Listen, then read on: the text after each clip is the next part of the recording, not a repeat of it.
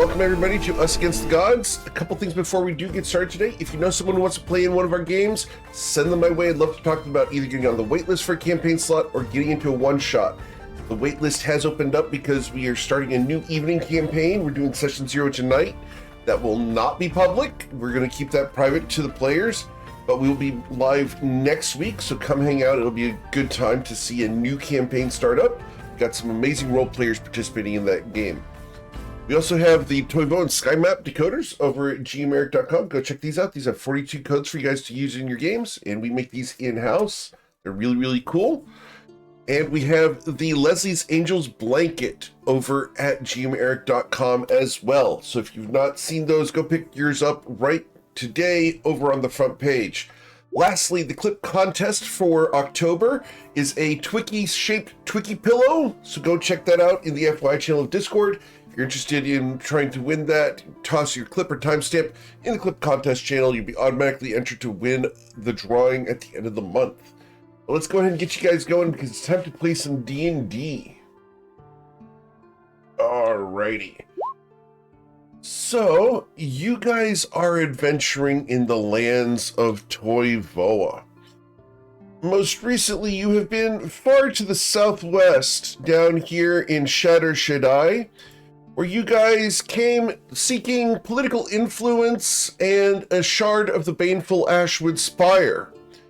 Last week, after having acquired the shard, you have decided to make your way towards the Cariel Isle, the homeland of Ayla Taylor, and have just gone aboard your ship.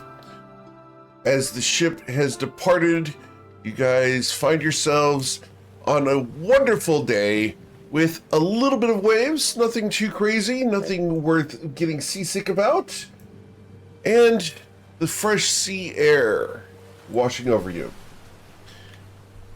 As the first day out from the city, the question becomes, what are you guys doing aboard a ship when you have no political dealings or appointments or anything to do? What would you do today? Winkle, what are you up to?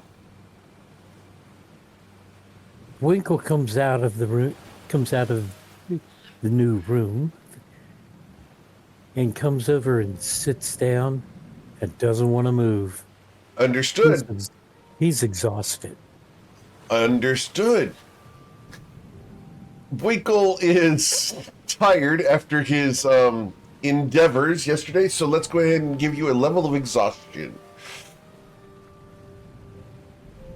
So, oh yeah. Up at the top right, where you have your conditions, next to your hit points, go ahead and add exhaustion level 1.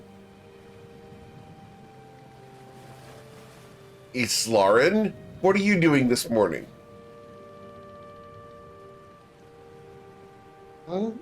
Islaren will be doing some, it'll be her version of a day off where, instead of doing her full workout routine, she only does like half an hour to an hour of it. And then other than that, she will just kind of be keeping watch. I'm actually going to cast Spine Greater Seed because now I can kind of do some patrols and just kind of just keep an eye out for trouble. What form does your Greater Steed take? Pegasus. Very well. It's specifically a Pegasus with a mermaid-shaped tail. Awesome. Cool. So as the Pegasus goes and performs a patrol on the outer edges of the visual range of the ship, Eowyn, what are you up to this morning after having gotten your long rest?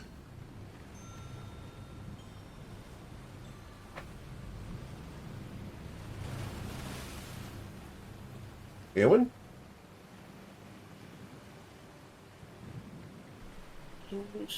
Just watching the ocean as the ship goes by. Cool. Twilight, what are you doing this morning as Eowyn is at the rail looking off into the sea? real quick, if have I switched out with Ramos at all, or am I? You are fading in and out today, but if you had wanted to switch out with Rolmos, that's totally an option. Is that any better? It is a lot better. Awesome. So no, I was wondering. Try that again. No, I'm pending a shift. So you're going to be taking a shift at the wheel? He's asking if he's pending a shift. Oh, pending a shift. Yes. You're pending a shift. Absolutely. Rolmos would like to get some time off the deck.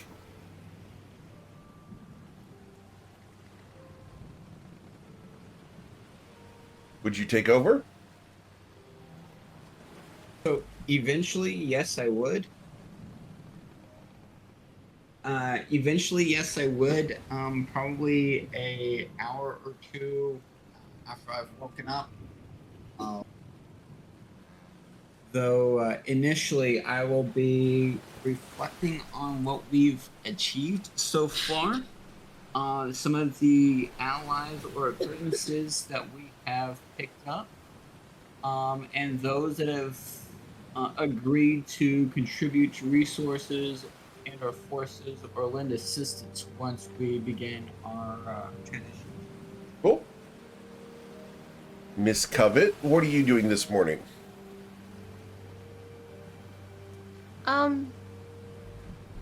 If he's, where are you when you do this, Twilight? I'll be in the room. Okay, I am probably still asleep because mentally, physically, emotionally, she is exhausted. She's gonna probably sleep later than pretty much Twilight for sure. You said the magic words. Let's go ahead and apply that to your character sheet. 1 level of exhaustion, please. Well, I said I was sleeping more than everybody. Okay. If you want to sleep an extra long time, that's fine. Yeah. Okay. She probably ended up with a wet wool Yeah, on my way out 'cause- the door. Because it's from- But she is exhausted just because emotionally, physically, mentally, of just dealing with everything that potentially could have gone the way of the judge of the dead. She didn't want that, and so now that it's over, she's just able to sit back and relax a little bit. Cool. After all, what's the worst that could happen? But when she does wake up, she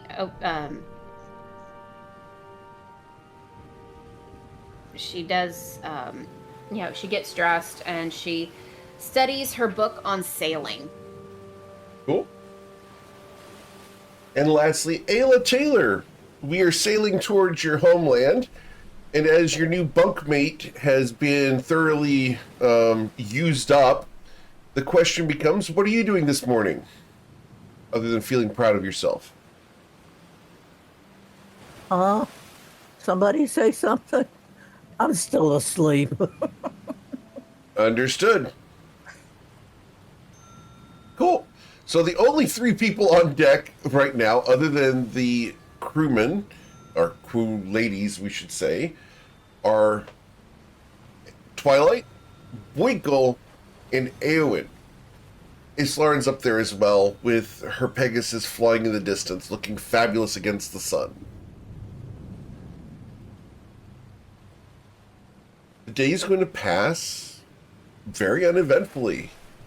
The motion of the ocean allows you who are sleeping to get some nice rest. You expect to be arriving in the Curial Isles the day after tomorrow. So, is there anything you guys would like to do for the rest of the day before we go ahead and pass forward? I'll make sure Sharona gets called out. Okay.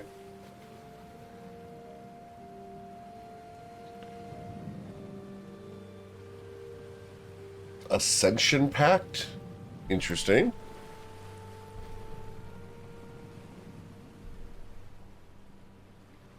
Cool. Well, we can go ahead and skip an entire day as you guys lounge about the Manigath's Might. We've had a rough couple of weeks. Indeed.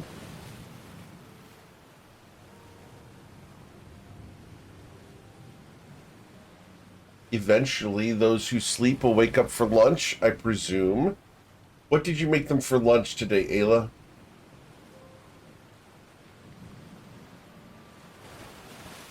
Probably something like chicken sandwiches or something like that, something easy. Okay. Cool. All right. Well, you guys will spend the rest of the day lounging about and recovering from the intensity that was Shatter Shaddai.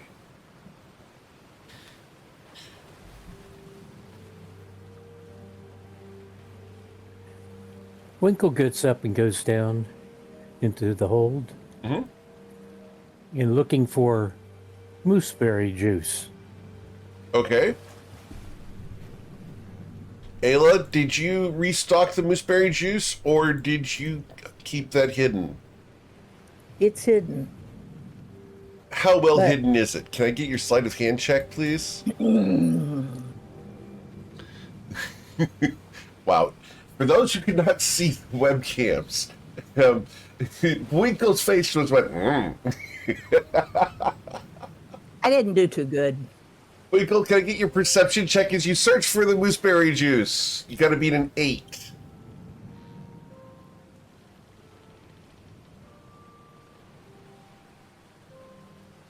We all wait with bated breath. What kind of bait? Oh, my Lord. Masterfully baited breath. Hey. Winkle nearly goes curled mustache as he has found the mooseberry juice. I go, using my intelligence, I go, need to divide this out so we can finish the voyage. So he takes a portion of it and drinks it right then. Understood. Winkle, you have a couple of moments here prior to the urges setting in.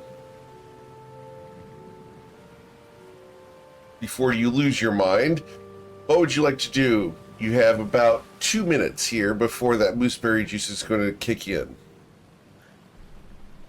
Hey, Twilight, don't you have something you can give me for stamina? I do. Are you looking for assistance? Absolutely. Well, I will smack him on the shoulder and give him some perfected potential. Say, Winkle, your brilliance dazzles. So I can't tell if it's you or the jewelry doing the thinking. At this point, I'd like to thank you for all your help.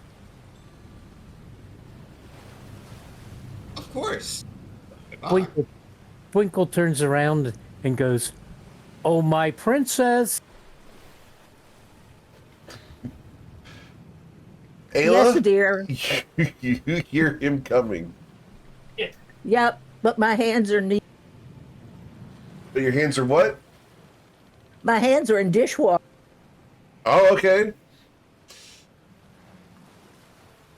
Nothing Up to my elbows. that wouldn't stop me, never has. Mm-hmm. I'll be quiet. All right. So as Winkle enters the kitchen and Ayla is washing dishes, the wooden door will close. Covet, as you're still in bed, there's a lurch in the ship that nearly throws you out of bed.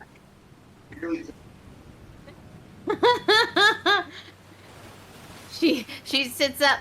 She's like, "Oh God, we're under attack! We're under attack!" And she She throws on her clothes. She throws on her she gets dressed really fast. She straps on all of her dagger, and she grabs her mask, and she runs up the stairs, and she gets to the deck, and she's like, "Where is it?" Where's what? There was a lurch of the ship. Yeah, I wouldn't be downstairs for that. Why? That's when you Newlywed. hear it, Covet.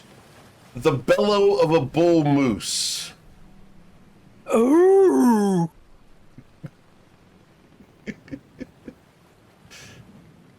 She stands up a little taller and looks at Twilight and goes, "Oh. Yeah. Oh." She goes to the other side of the ship, opposite of the Galley. of the kitchen that it would be galley that it would be on, and she sits there and goes to sit down on the deck, and is just like, well, that's happening. As the camera faces the door to the galley, do we fade to black, or does Winkle come out in some kind of state? Winkle comes out carrying Ayla to the bunk. Very well. As he goes into their bedroom, carrying Ayla. Ayla, are you resisting at all? Oh, heavens, no. Very well. As the soap suds cling to Winkle's fur, he goes into the berth, and we will lose sight of him for the time being. Twilight? 2 or 3 hours. 2 or 3 hours. Understood. That mooseberry juice is strong stuff. Just saying. It is potent. Twilight, it is your shift at the wheel. I need your survival check, or water vehicles if you have it. Thank you. You are able to direct the ship along its course in spite of the added difficulty level due to the current situation. This is old hat. Indeed. Well, you guys will get another wonderful day all the way down to sundown. Anything else you'd like to do today before we go to take your long rest for the evening?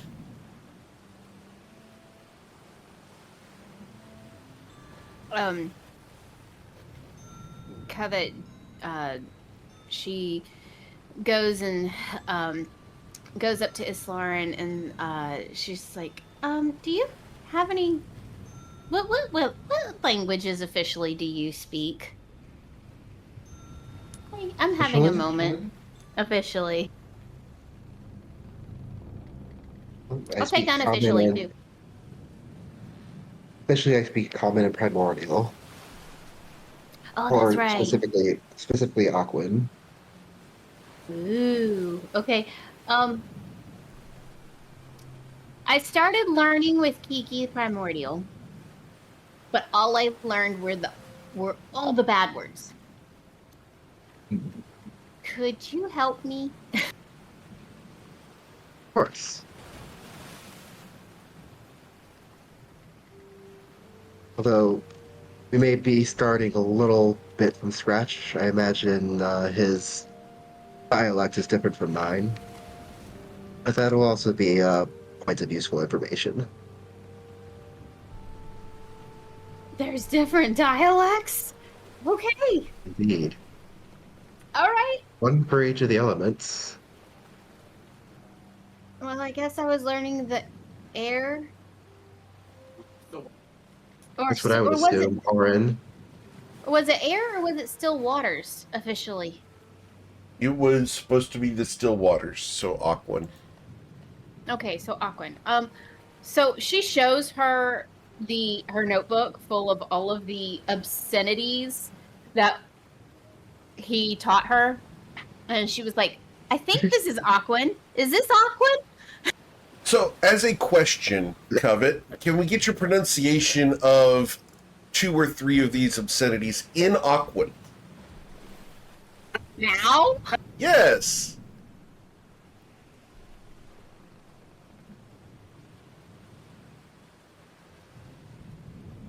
Okay, real quick. Islarin, what was the official No, I just want to hear what real-life I just want to hear what Covet would. equivalent? I just would love to hear what Covet says. Oh. Gargle, gloop, and bloop. Gargle, gloop, and floop. Understood. How close was she, Islarin? I don't know where you learned that word. That's wow. He has a very expressive vocabulary. Which one are we talking about? Gargle? The 3 in combination. Oh, the 3 in combination. Understood. So that means one phrase? Yeah, and Oh, I'm sorry, but Or GM Eric knows what the phrase is because, yeah. I'm sorry. Sometimes GM Eric has a dirty mind. Yeah. Off we go. Was that northern Aquan or southern Aquan? It would be Northern Aquan, yeah.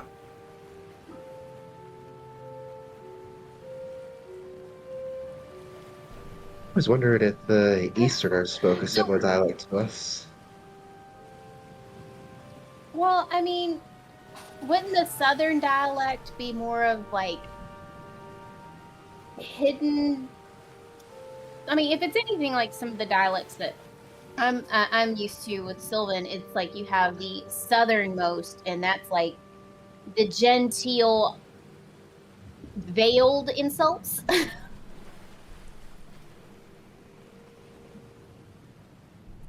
Whereas northern, it's more in your face. That's true. I rarely find cause to insult someone directly to their face, but if I do, I see no sense in masking it.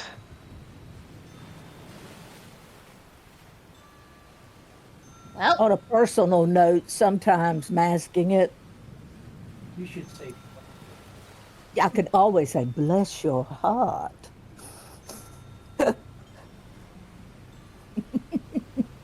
it's Which not depends wrong. on the connotation. Depends on the inflection. Yep. But so I guess we're kind of starting from scratch, huh?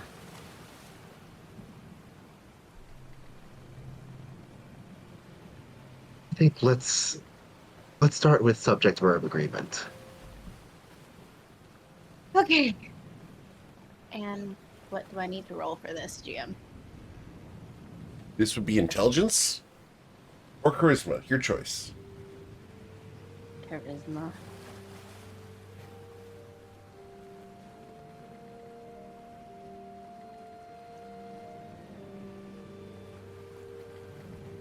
$19. You're going to do a pretty decent job.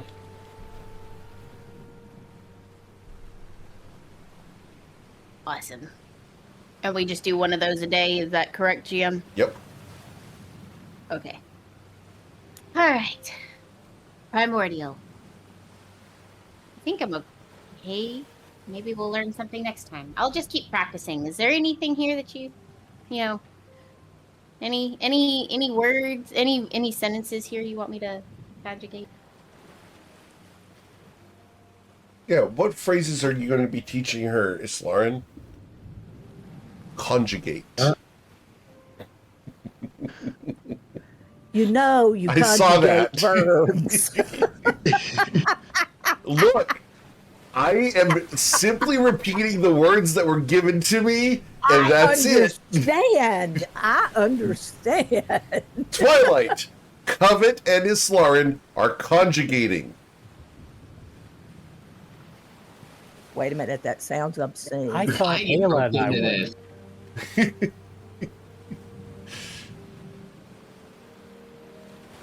Yeah, I'll be starting with like the basics. Like, my name is Covet. I am from Ashelian. That type of thing. Okay. Heard.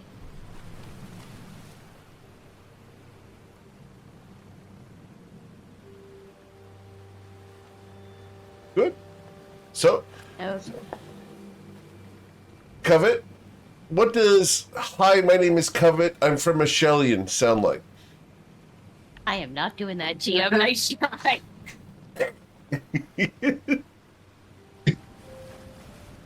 I could try. Look, I already insult enough languages with my attempts at others. That's dumb. We're not doing that, is what I'm hearing. 100% that's dumb. We're not doing that. Darn. Okay. So, you guys are able to spend the rest of the day unwinding and learning some words in a sea language. The evening. We've had a. Oh, go ahead. Go ahead. No, go ahead. Since we've had some downtime, because I wasn't at the helm the entire time, so far, I do return the book to Aslaran, The Secrets of the Blue Abyss. Okay. How did you like it?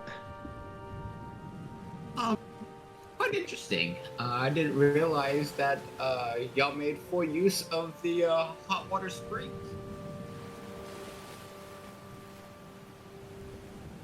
Oh, those are very important. They're considered both physically relaxing as well as spiritually cleansing. In the kelp, really?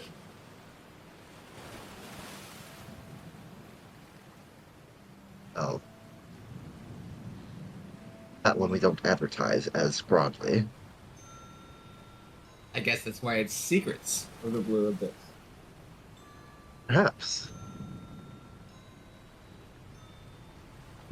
Well, here you go. I've borrowed it for way too long, and I'm wanting to make sure I return. Twilight, Appreciated. as a question for Twilight, what was Twilight's favorite part of the book?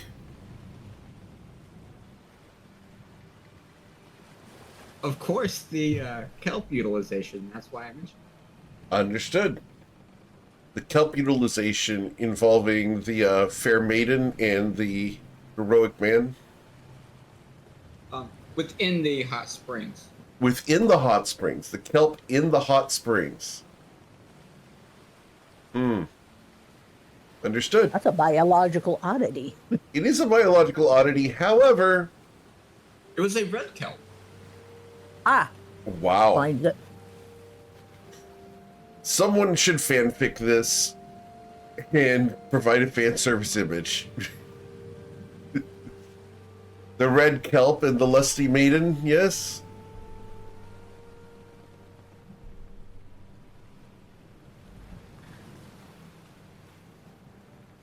I am getting head shakes from everyone, and no one's willing to key up. Understood. Nope. That's why it was secrets, so that they're not exposed. Understood. Wow. Y'all. All right. We're going to gloss on from the secrets of the Blue Deep and move forward to your long rest. So, we will pass the night away perfectly fine. As the next day dawns, you'll be in the Curial Isles tomorrow. Is your Pegasus still flying? Got one job on this ship. It's dumb, but she's going to do it. Ayla wakes up early because she's a little nervous about this. And she pokes Bullwinkle. You need to get up and help me. And as a good moose would say, huh? Get up! We're going to see my parents tomorrow. Get up. I'll always get up for you, honey. As he gets up off of your arm, The blood comes back into my arm. the pins and needles crawl down towards your fingertips. Ayla shakes her arm. I've got to get ready. You're beautiful. What do you need? Darling, I have to be dressed, ready to meet the high priestess of the island and my father, who's technically, he's just the in charge of the army, but he's treated like a prince. And I also happen to know that the king and queen and the other princess will be there as well. I have to be in full court dress, which means Okay. I've got to get my dress out and get the wrinkles out of it and figure out what I'm going to do with my hair. And it's just so much to do. Okay, so what do you want me to do? Mostly, get out of my way. And as a intelligent, wise moose, he gets up and goes to the main deck and gets out of her way. Thank you, dear. Yes, my princess.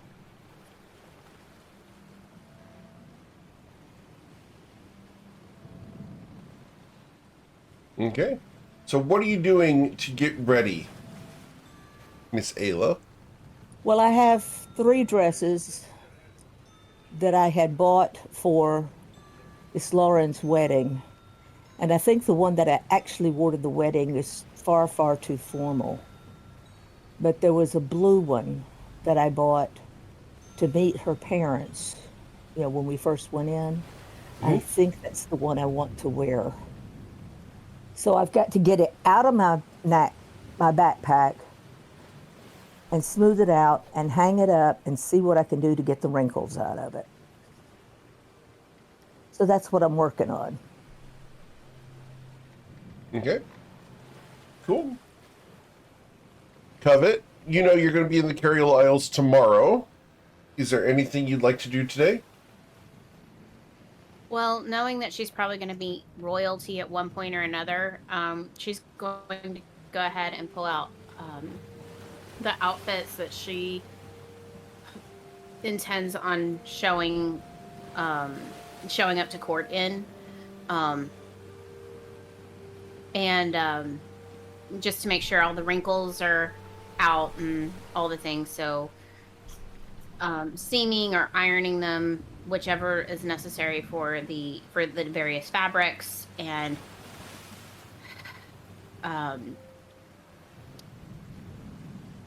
she goes, once she's done, she goes goes to look for Twilight. Okay. Twilight, where are you this morning? Did you drop duties with Rolmos? We would have had multiple exchanges, I think, over the course Sure. of the duration. So probably back at the helm. Cool. So, he's at the helm. Covet, you must get to the helm. I head towards the helm. In another lifetime, a little brain crawls with you. Oh yeah. She kind of feels a shudder.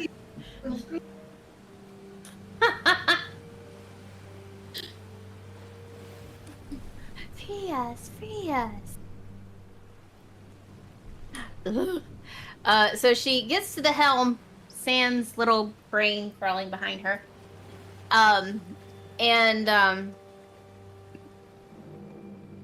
She just goes up behind Twilight and just wraps her arms around his waist from the back. This is nice. Yeah. It's how you doing? You've been at the helm off and on quite a bit. This is a short voyage. I know, but still, have you had any rest? Really? I need 4 hours.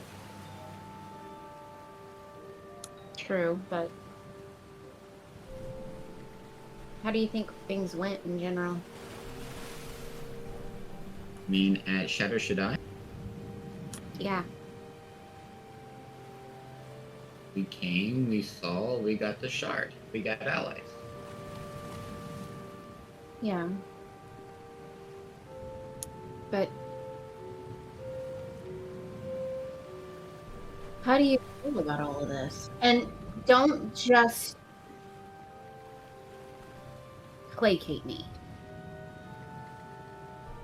She looks around, making sure that it's just her and him. The rest of the people are out and about doing their thing.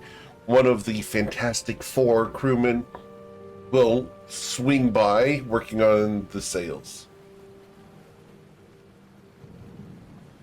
I mean, we had multiple challenges and events.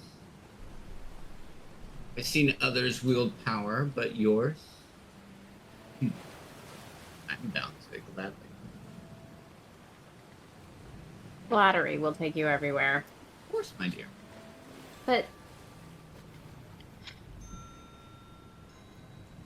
how are you with everything? Each activity is one step closer to achieve what we set out for.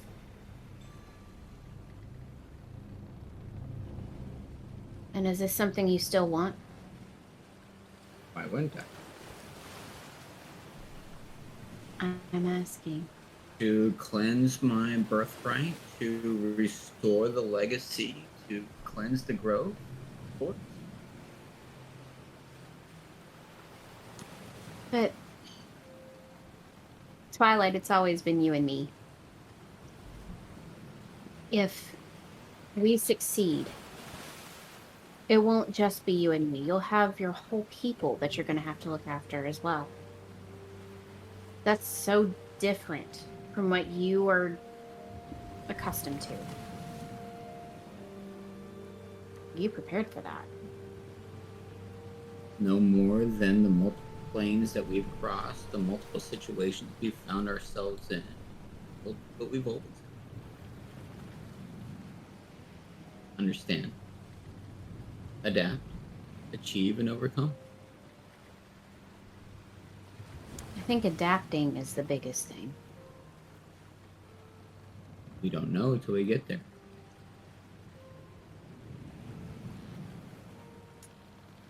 How do you feel about working for MKO? Or still me working for MKO? I don't know if this is the right thing anymore. You're aware of my stance. You're aware of my interaction. Hell, it's how we met. It's always been a repayment of a debt, which, surprisingly, told that a debt's free and clear. So now it just becomes a pathway, a means to achieve what has always been the instinct. She pulls out her contract that she's had on her since all of this went down, since the temple, in particular. And she looks at it, reads through it 3 or 4 times, and says,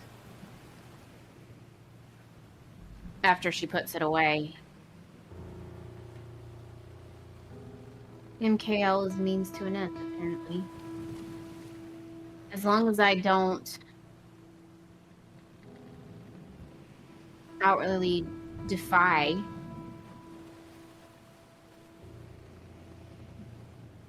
cause issues, damage the consortium, or my friends, then I'm good. How do you know that you are also not just a means to an end for somebody else? I'm beginning to think that too. I don't like it. As long as it's understood and the byplay give and take is well within acceptable parameters.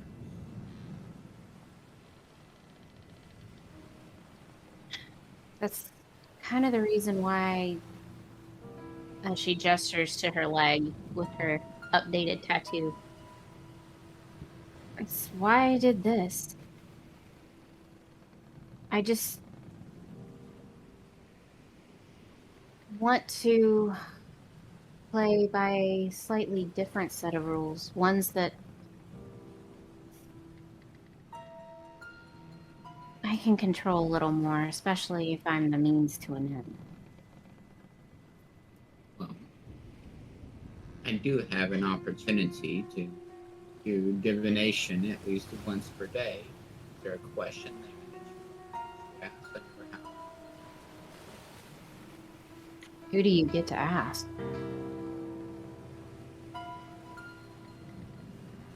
I actually don't really know. I came with listening to the whisper.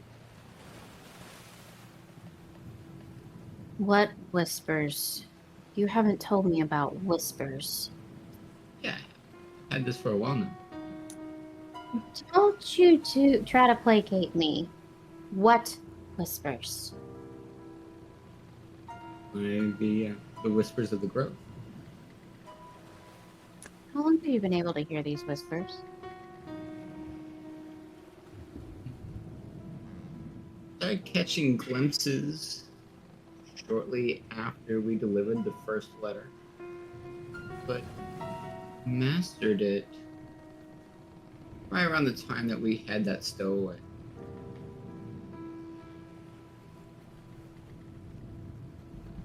And how exactly did you master it? Through study, preparation, and understanding. Quit bullshitting me. Tell me the truth. How did you figure this out? It resonated How? for bloodline. I couldn't tell you.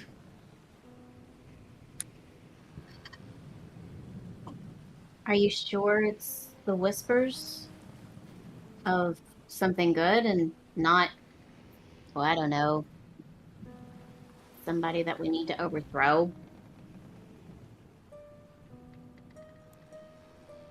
I always make sure that any information received is treated as potential fallacy or diversion or maybe even some type of trick. But at the same time, information in all forms can paint a bigger picture. Yeah. Knowledge is power, but so what did you hear? It was relatively quiet in the vaults. Catch glimpses every once in a while, but nothing that's been earth-shattering. I have to be cognizant to pay attention. So, what have you heard?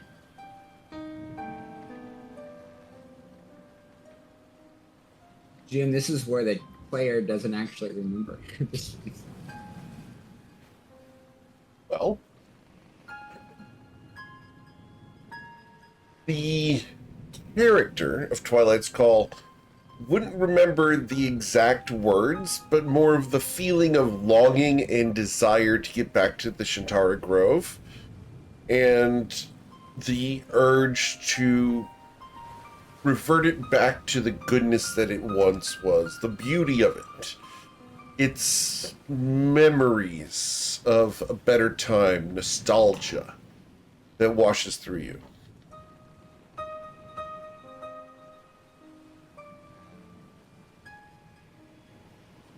Sometimes I almost wonder if it's from the shadow of Shantara herself. What do you mean? You've heard the story of Shantara Grove. I'm sure they told you in a shell.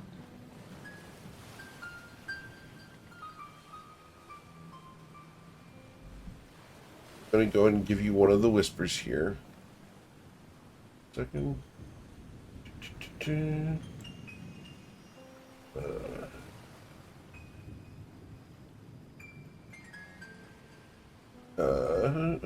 My file's closed. I don't have them under our handouts. You don't. Nope. Here we go.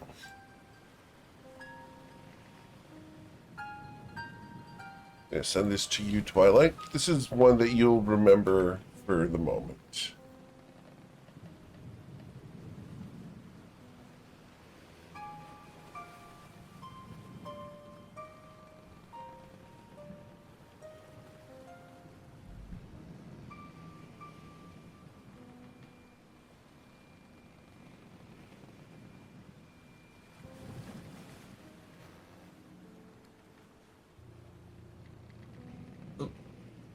Shantara was a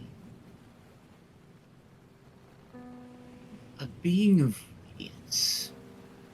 She ruled the grove for quite a long while. There's rumor of her being an archfey, or at least that's what the legends state.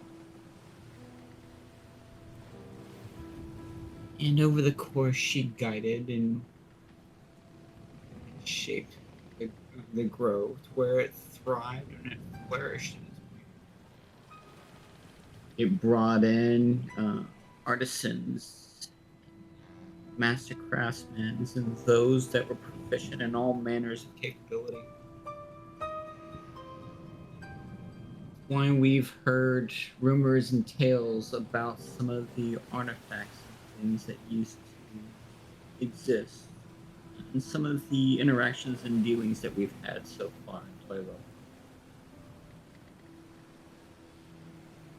She also defended the grove from the shadows originally.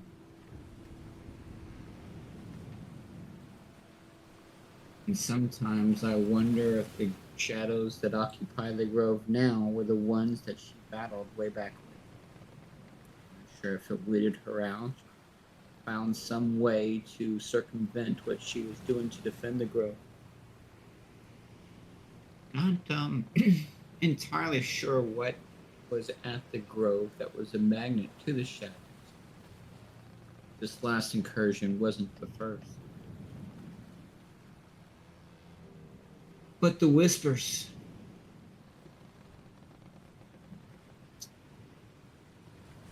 It keeps bringing back memories. It describes the way the light used to dance in the leaves. It reminds me of the warmth, the light, the comfort that it used to share. Added brilliance. But the grove remembers. It waits. Ready to shine again. Be unburdened. Be what it was.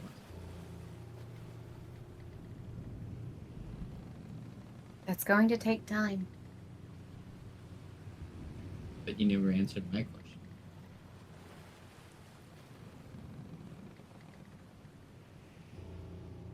Kevin sits there and thinks. And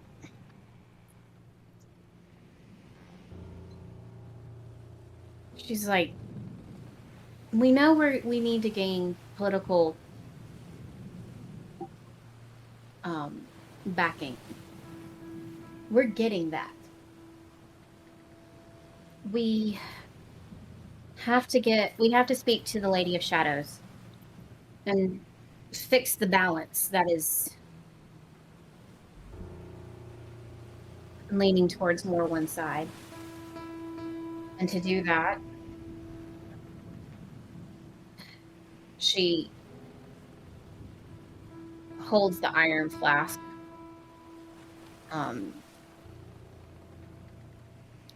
she has she holds the iron flask in her hand, and she's just like, to do that we have to fix absinthe for that balance. I guess the question is, what more do we need? We need additional allies. We need additional shards. We need the support of the Lady in Shadows. You're planning on using absinthe for the cleansing of absinthe as a bartering chip.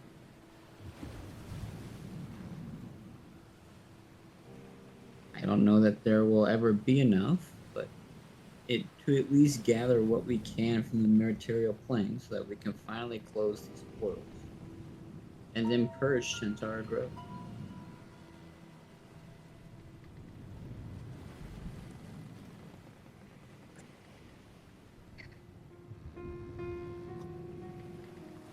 So I guess my question would be, with this knowledge of what we have, what more would we need to ensure it? How does that help us with Carrier Lyles and what we're getting ready to go into? Again, I get this once a day, so I think we should be focused on the near term in the next 7 days.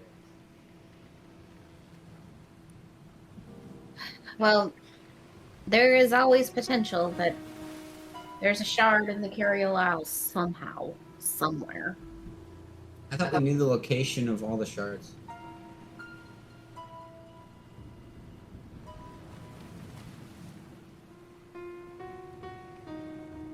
You did not know the location of all the shards. I guess we can ask the question: is there a shard of the Bane Flashwish Spire or staff in Curial Isles? Yeah. Well, I'll conduct that divination question once Rolmos relieves me from this post. All right, and I guess we kind of need to know kind of what to expect going into court, because, well, That's an Ayla question. Sultan Lagos said something that I don't know if it was offhand or... What? Princess Ayla? Yeah. Cut that, did you? No, I did. It's amazing what a headband of intellect does to a Bwinkle. So I guess I'd better go and have a talk with Ayla. But finding her alone. Should I bring a spray bottle? I don't know, but I truly admire Bwinkle's mind. It's detachable, portable, and so very fashionable. It's that band on his forehead. Nice. That was nice. I said it was fashionable. Wait. You know better. But I do wonder. Just pure curiosity. The band slips? Does he miss a thought, or do we? She rolls her eyes so far back in her head that she could see, like, her brain. And it's like, I'm gonna go see if I can find Ayla, and hopefully she's not preoccupied. Good luck. And she gives Covet a kiss on his cheek. Wow. How did you kiss yourself? That was a good question. I want to know how she did that. Yeah. That's impressive. That dexterity. Is that dexterity to Did be I able to say kiss your own covet? cheek? You Yeah, did. that's Yes, she did. funny. Sorry. Like, I can't bend that far to kiss my own cheek, but maybe Covet can, Totally. which explains why Twilight likes her so much. very lots of practice. Oh, lots of The, practice. Understood. Contortionism. very limber. So she gives Twilight a kiss on the cheek, and and as she walks away, she starts going through her head, um, with what she knows about mooseberries, and wonders how long the Can I mooseberry. get a medicine check, please, Covet?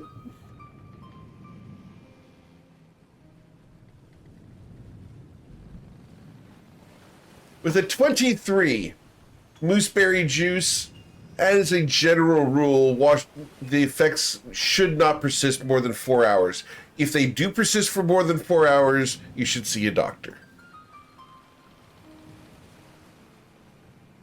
She kind of glances up at the direction of like the location of the sun, and she's like, "It hasn't been 4 hours." And you see Eowyn over next to the rail of the ship, looking off ponderously.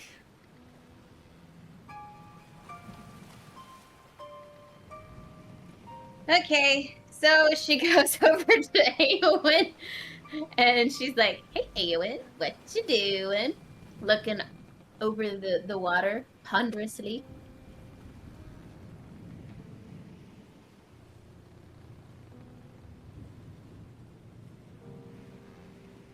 Eowyn? There you are. What are you thinking about today?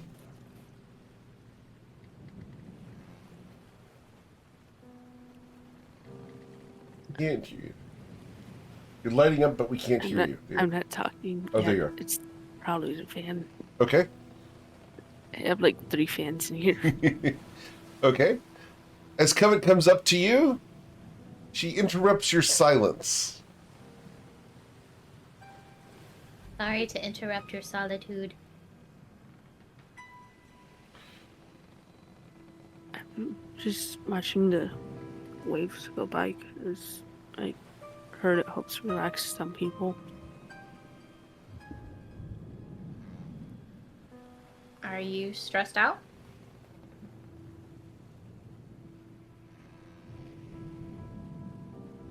I just want to have a clear mind before we enter any more battles or anything.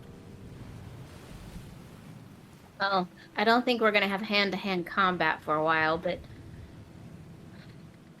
the battle of society, the battle of the court, of a royal court.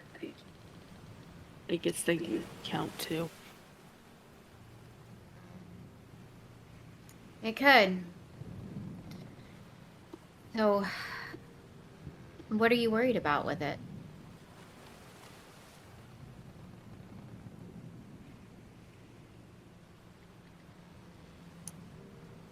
Not exactly worried about that because we usually seem to tear through any challenges anyways.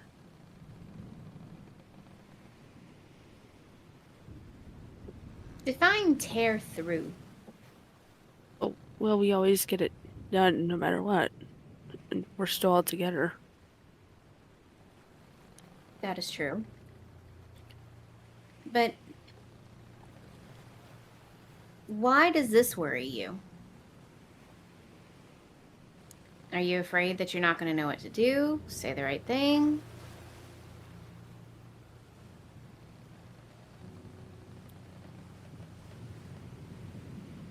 I mean, if that's the case, that's totally valid.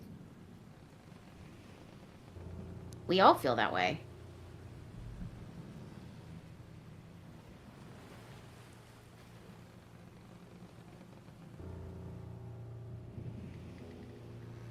So what about this in particular is making you so...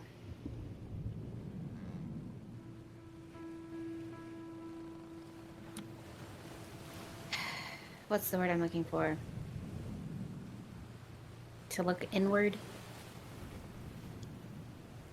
Reflective? You know what Introspective? That's the word. Thank you. What makes you so introspective at the moment?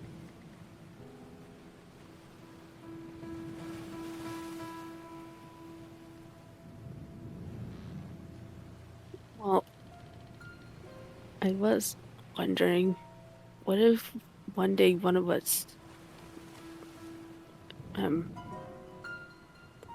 what if one of us falls one day? Would the party be dysfunctional or something?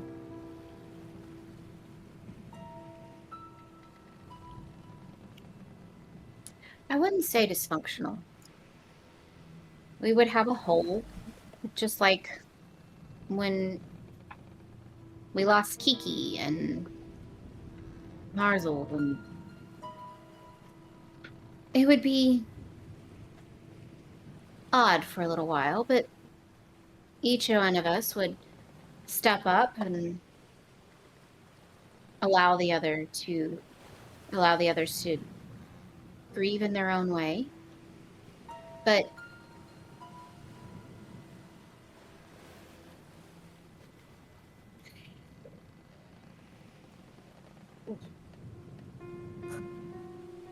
the question is, anyone in particular you're thinking about? Not really. I guess it's just a random thought. What brought it on?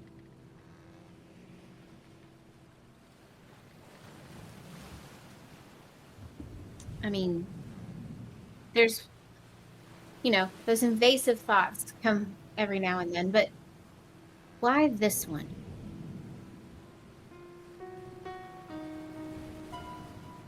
Well, even though we do get through it anyways, the battles lately have been kind of tough on us.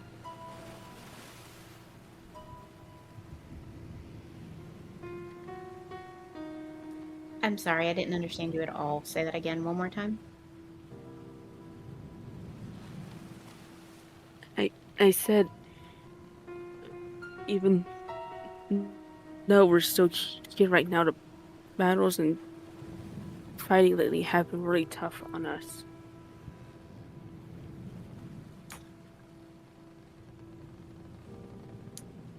Yes, they have been, but we've grown and we change. How do you think we need to change to rise against our next foe? Is there anything that we should do different?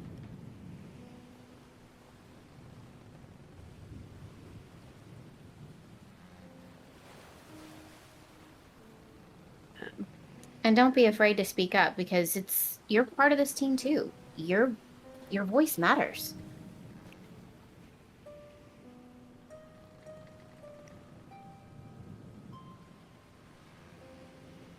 What if we tried splitting up less? That I can agree on. I don't like splitting the party. You hear from across the ship. That's what I said. Okay. That is completely valid. So, what else could we do? I mean, we've picked up different spells just in case if somebody does fall. But what more can we do? I mean, communication, maybe? What's on your mind? Actually, I think communication would be a good thing to work on. Okay, we can do that. I mean, who knows? In the middle of a battle, we could say, hey, I need you to do this. I've got something really cool planned. Yeah, that could work. Okay. That goes for you, too. I can do that, too.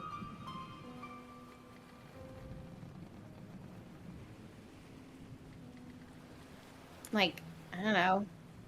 Who knows? You've got some really great ideas. don't be afraid to voice them.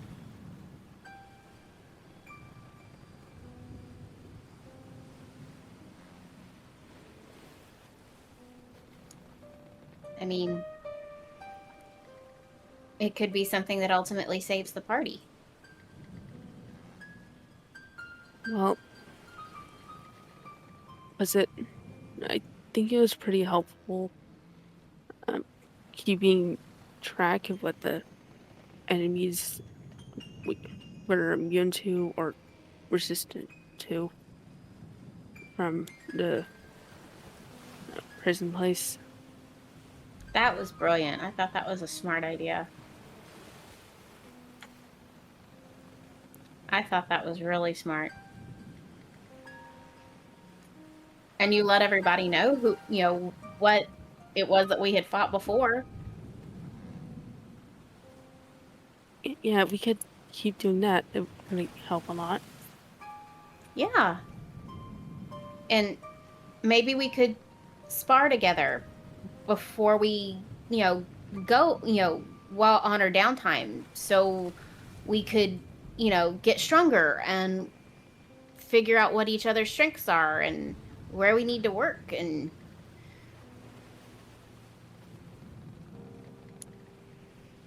I mean, I think that would be fun.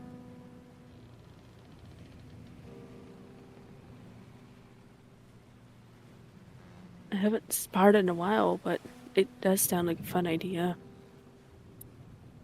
And we can only get better, right? Yeah.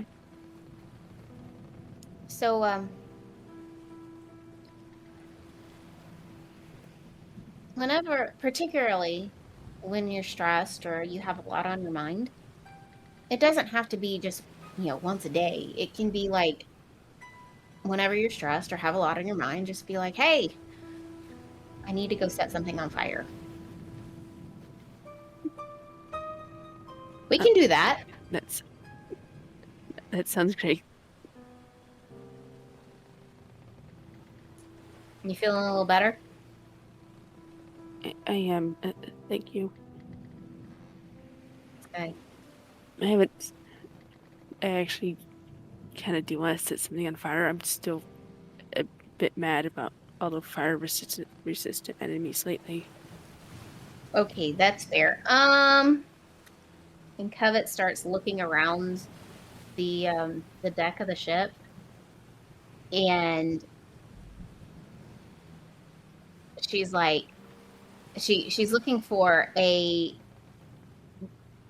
bear, like a bucket or something. Okay. You find a bucket. And she's like, okay, this could be fun. Burning off some pent up rage. Ha ha ha ha. As she puns. Yeah.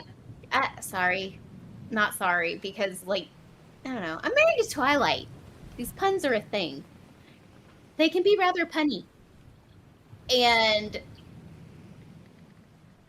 she goes and she's like, hold on, I'll be right back. And she goes and grabs some of the parchment paper that she has in her bag, like 5 or 6 sheets. And she brings them back, and she takes one and says, okay, you can set this one on fire in the bucket, and to burn off some of your pent up rage, and then I'll use my control flames to snuff it out, so it doesn't burn the rest of the ship on fire. Doesn't destroy the rest of the ship. Does that work? You sure about this? I don't want to actually. Just keep it to the bucket. Okay. And I'll put it out with control flames.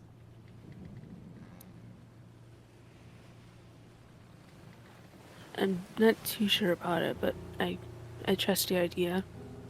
Okay, so she says, hold on just a moment. With a 15, would this work? Yep. She's like, Okay, yes, this is gonna work just fine. I just had to do the math. I just had to do some little calculations in my head. Yeah, just keep. Yep, this will be just fine. And she puts a piece of paper in the bucket and says, "Go for it, my little pyro."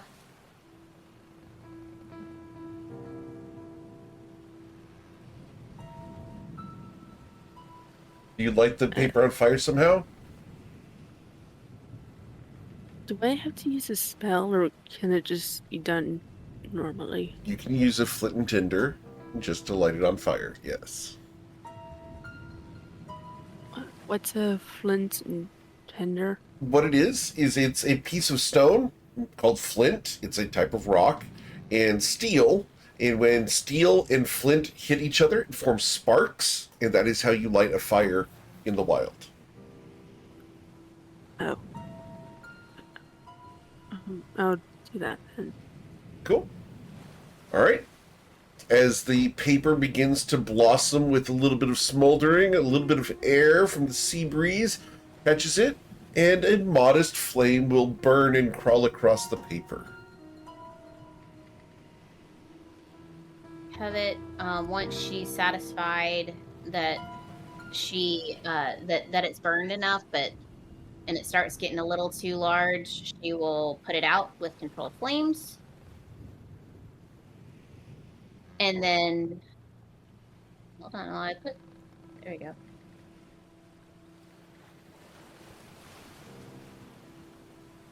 And then she puts another piece of paper in there, and she's like, okay, do it again. He will do it again.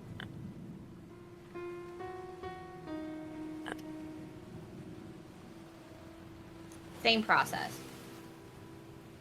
Practice makes I mean- perfect. Well, you know, the flint and tinder.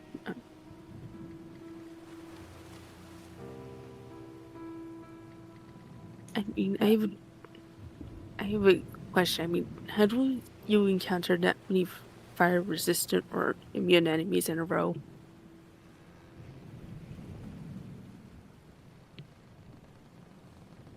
How do you Oh. encounter them? How many have we had? In the past? In a row? In a row, I can't tell you, but I mean, at least 10. Yeah. and that's kind of ridiculous. Well, do you have anything else spells-wise that's not fire? I do, just I don't know how to use them since I really favor fire a lot. Well, maybe that's what we should practice with in our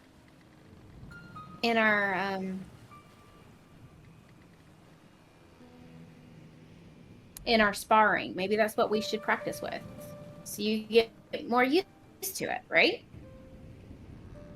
Maybe fire just feels like a really easy spell. Like, which one?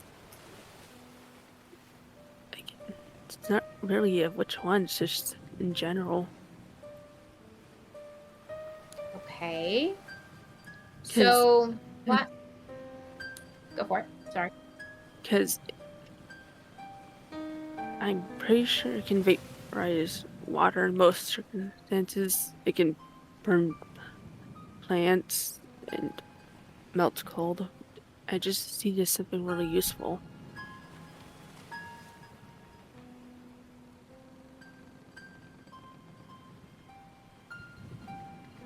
Okay, so do you have anything that's like radiant magic, or? I mean, I know this is more of my thing, but necrotic? Psychic?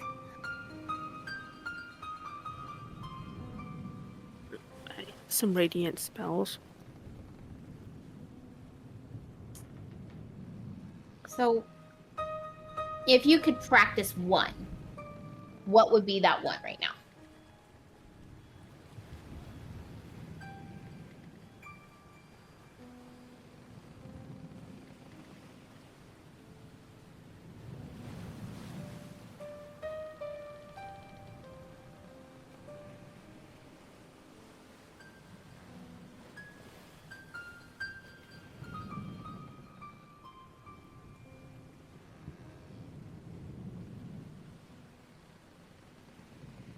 While Eowyn is considering this, here at the back of the ship, Twilight's Call is casting a spell.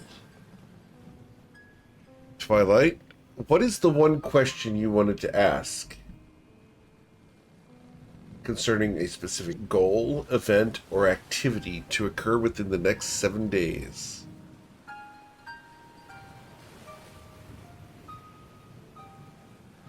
Activity would be to find a shard on Isles. Okay. So I guess the Baneful Ashwood Fire shard on the Cariel Isles. Well, what's the question? Oh, would we find? What you seek is not there. You head in a direction away from where you should dare.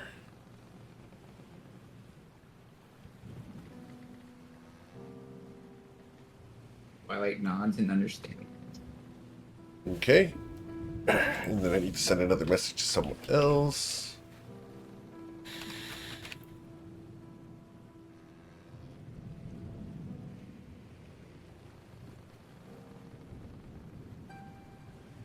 There you go.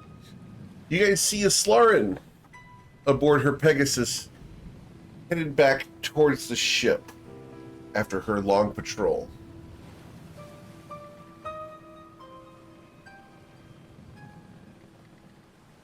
When I get close to the ship, I'm going to cast Thaumaturgy to amplify my voice and say, "All hands to positions." And as you hear that, Winkle, what state are you in at the moment? Where's his hands at? Winkle is bored, and nothing is worse than a bored moose. So he hears this and jumps up. Okay. Bored? Bored. I You're threw bored. him out of the cabin. Oh, that's what. Oh, that's why he's bored. Okay, that was not stated. Okay. Yes, he does. I told him to go away and leave me alone so I could get my dress and everything ready. Yep. Okay, I missed that. That may have been when you were out getting pizza. Indeed. Anyway, Possibly. the Bwinkle is almost on full alert. Okay. So is He's that an full alert board. Level of 3. What was that, Twilight? So was that an alert level of 3? No, that's a DEFCON 2. Okay. And then Ayla, you said you were changing dresses, right? No, I'm not changing dresses. I'm getting dresses out to get the wrinkles Okay. out. Understood. But Cool. I come immediately to the deck to see Awesome. what's going on. Cool. So, as you guys are on the deck, we're going to go ahead and show you the deck because that's fun, right? So, we had Covenant. Does Romos head to the helm, or is he not coming at all? Ramos is there. Would you be at the helm or would he?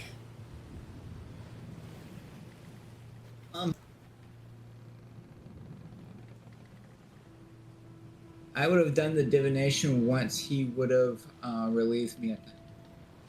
Cool. So he will be at the helm. Awesome.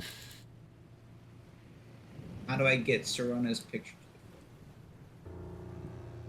Oh, let me get you there 1 second. There we go.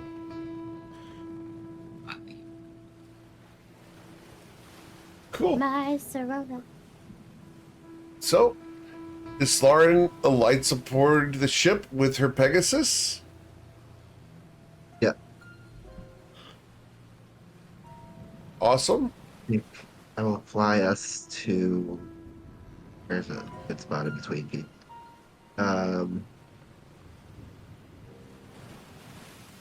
Let's go to here. Very well. Actually, here.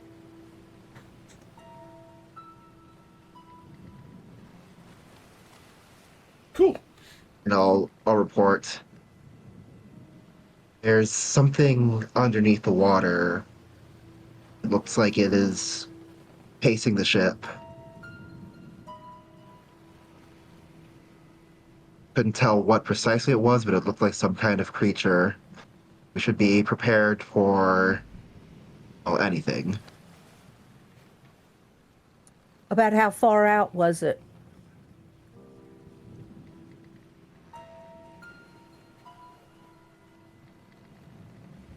Islarin, it's under the ship.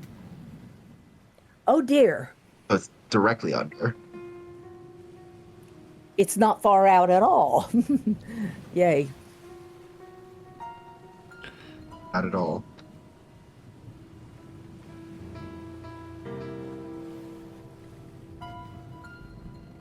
Going to go to the edge and peer for. Is it possible to move the Pegasus behind me?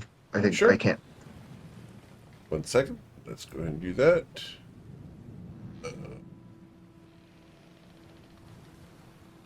There you go. Thanks. Okay. Gonna go peer over the side of the ship. See if it looks like it's risen up at all. It is slowly rising, yes. You guys watch as the ship begins to rise, almost like a mountain is rising underneath it, and you feel yourselves on a surge of water. The hill of water raises up underneath the ship. And then you will feel a loud and hard bump as the ship runs aground on the back of a giant turtle. What the? As it comes up, I need you guys to please roll for initiative, because this thing comes up with a steam breath. This is not a surprise round because you guys knew it was coming.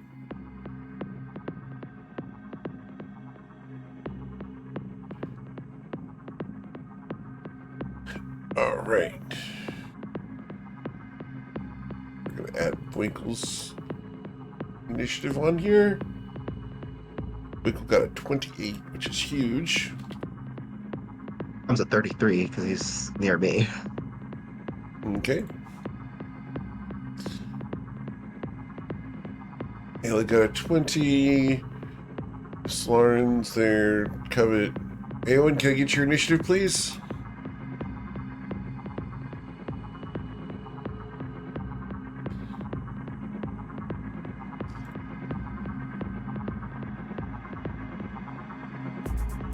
Awesome. Okay. And then my dragon turtle.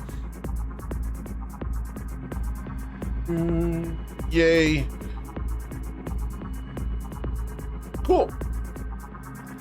Well, going at the start here, we go to Mr. Bwinkle. Bwinkle, this thing rises from the sea. You saw it coming. What would you like to do? Is there anything showing I could shoot at? I don't Oh, yeah. see. There's a giant turtle that has risen from underneath the sea. Well, I'm going to take a shot at him. If you can't see it, you may need to refresh your screen. Just hit F5 on the keyboard.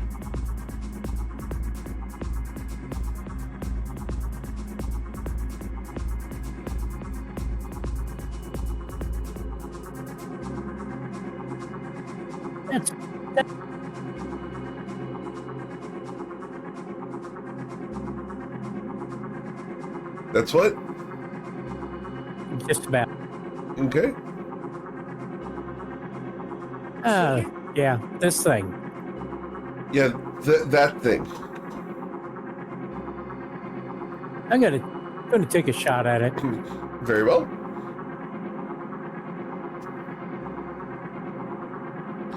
So 31, the arrow pierces, deals 16 points of damage. The natural 1, you shoot the deck of the ship. Your arrow embeds itself deep into the wood. And the 19 pings off of a cartilaginous section and skips into the sea. Oops. All right. Anything else, Winkle? Not for now. All right, Miss Taylor. Decisions. I'm going to walk over here to the edge where I can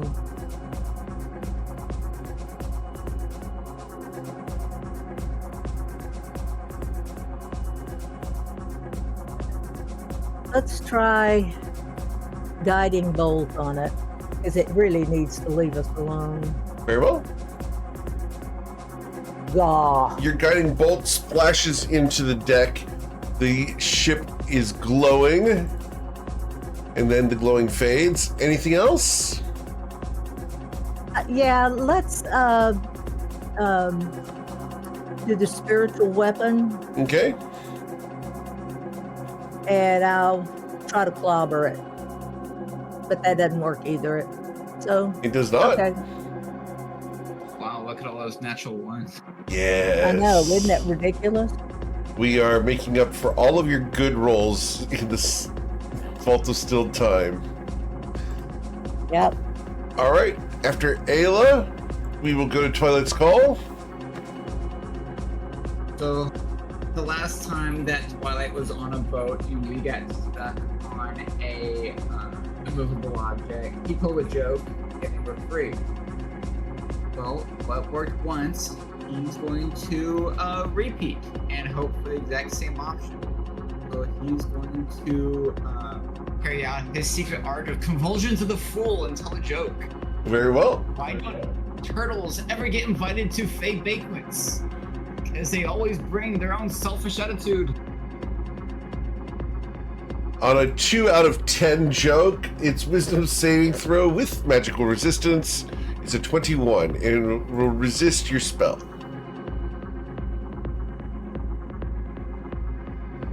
Anything else, Twilight?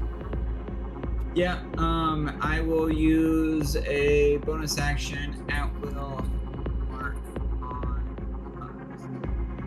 Your microphone seems to be like turned away from you or something today.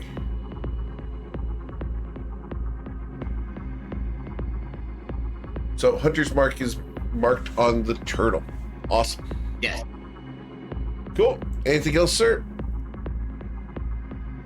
No, that's it. Okay. After Twilight's Call, we go to Slarin Shodozath.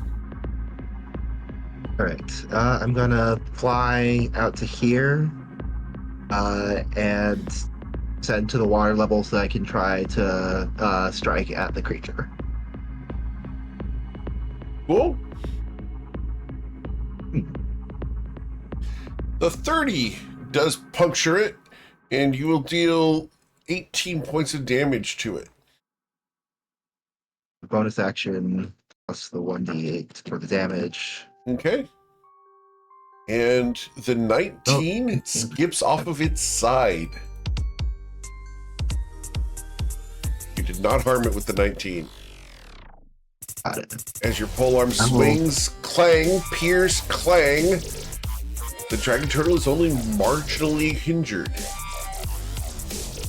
I will stay right here within range of Eowyn and Covet. Cool.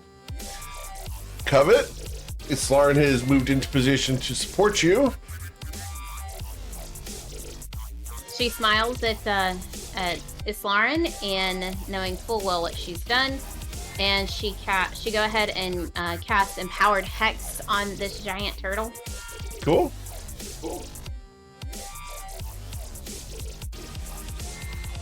With a 12, which is a lot more decent than what I usually do. Woohoo! We'll take that. And then she does Eldritch Blast. Okay. Your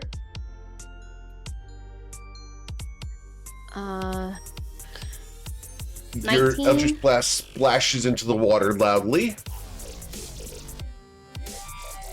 Does not hit at all. Okay. Next. A 24 manages to thunk into the shell, dealing 20 points of damage. As a section of the shell caves in. Does it again. Or she tries. 21? Dealing 23 points of damage as you puncture down into the flesh of this beast. Okay, guys, you gotta hit really, really hard. Oh boy. Alright. And that's about all I can do. Cool. It becomes the dragon turtle's turn. The dragon turtle is going to suddenly descend. Islarin and Pegasus, would you like to take your reaction? I will. I will not have the Pegasus do so. Wow, just off by one. Or Okay. At least one. As the dragon turtle suddenly descends, the ship lurches downwards. As it does so, I need everyone to make a dexterity saving throw of a DC 10, or you will fall prone. Islarin and her Pegasus are immune to this because they are flying. Okay. Winkle falls down. Covet just stands there, like with the like the dismount stance from gymnastics. Ta-da! Awen also falls prone. Yep. Eowyn has +5. Oh, you're correct. Awen, because of Islarin being there, you are fine. So the only person who falls prone is Winkle. It's all that mooseberry juice. As it went down 20 feet, it will then open its mouth and steam will expel upwards in a cone that engulfs the entirety of the ship. I need each of you to make a Constitution saving throw of a DC 18 or suffer 57 fire damage.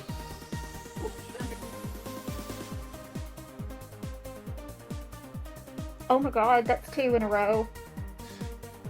Yeah, that's not going to come back to bite you. Yeah, not at all. You just notice that Covet's clothing just has not a wrinkle in it at all. I Okay. forget I'm immune. Maybe I should bring Awen my is immune to the dresses up fire here. damage and takes no damage.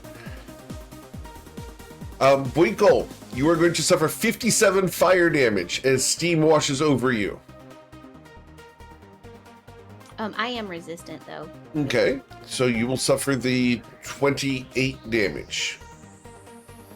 However, Twilight's Call will suffer 57 fire damage, and you need a Constitution saving throw of a 28, or you will lose Hunter's Mark. I can't get there. Okay, the Hunter's Mark will go away from the Dragon Turtle.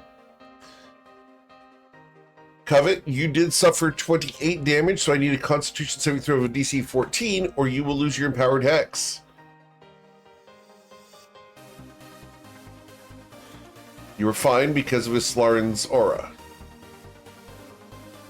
She kind of gives this Lauren a high five, absentmindedly. As it surges back up 20 feet, it impacts the bottom of the ship, and you guys will hear some cracking This is not good. as the shell of this thing flips over. The claws come up around the sides of the ship as it is now on its back in the water, reaching up to take its prey. We're going to perform our multi-attack, and I get to do a bite, 2 claws, and 1 tail. So, the good thing is each of these has to be against a different target. So, we're going to do 1D. Let's see here. It should be 1D13 here. Number 9. So we go top down, left to right. So what's the rows? 1, 2, 3, 4, 5, 6, 7, 8, 9. Covet! Is that right? No. It would be Eowyn. 1. Serona, Twilight, Crewman, Ayla, Crewman, Rolmos, Crewman, Eowyn. I did too many. Shouldn't have been 13. Should have been 11. All right. Eowyn, we're going to bite at you. A 23 to bite you.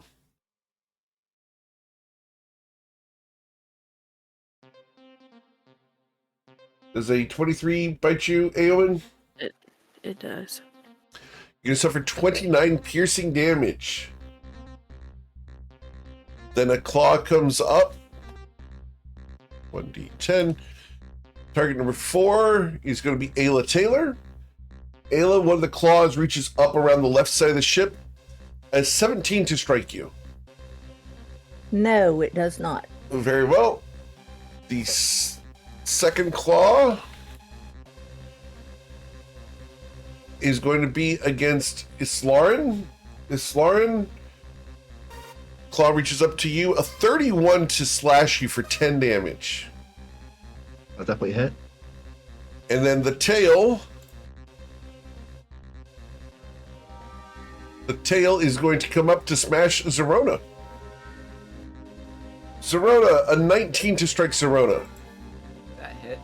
For 20 bludgeoning damage.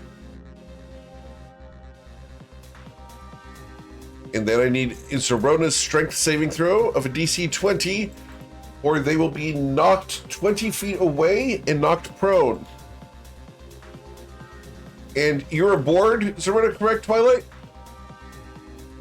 Was adjacent. We both had to do the dexterity, but yeah, you could put me on Sorona's back. All right. Are you riding her or not? Because if you're riding her, you're going to go into the sea here.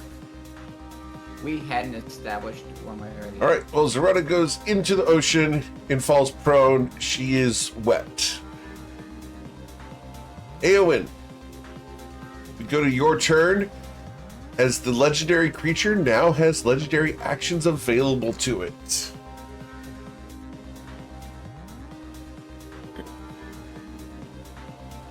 You said it's part dragon, right? I don't know if I heard that right. It is a dragon turtle. You roll a history check. You know things about dragon turtles. Let's see what you know about dragon turtles.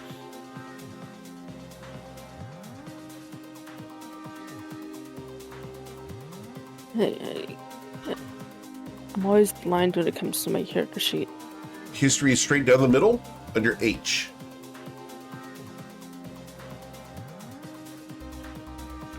Eowyn rolled a 19. With the 19 Eowyn, dragon turtles are not resistant to fire damage. Not the southern ones. Is this the southern one? You are in the southern waters, yes.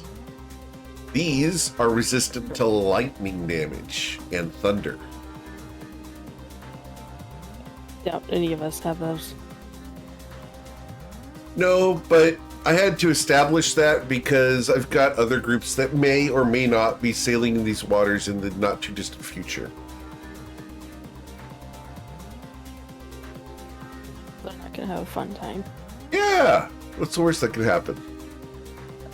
Since you said it's dragon, I was wondering if the dragon slayer longsword would do It any would damage work. to it. Yeah. The Dragon Slayer longsword would work on this. You hit with that, the Dragon Slayer longsword does extra damage. Okay. And is its claw, creepy claw thing still holding on to the ship? It's reaching up, trying to slash you, so it's right next to you. Yeah, we can attack the claw. the claw. I'll Careful. try for that. All right. So sorry, not sorry. With a 20, the Dragon Slaying Longsword will strike it. And the Dragon Slaying Longsword does how much extra damage? Is it double against dragons? You check. Pulling it up right now. Dragon Slayer. So, when you hit a dragon with this, you deal an extra 3d6 damage. For the record, that's what we're looking at. So let's roll 3d6, please, to add on top of that, because this is a dragon. You've already dealt 7 damage plus 3d6.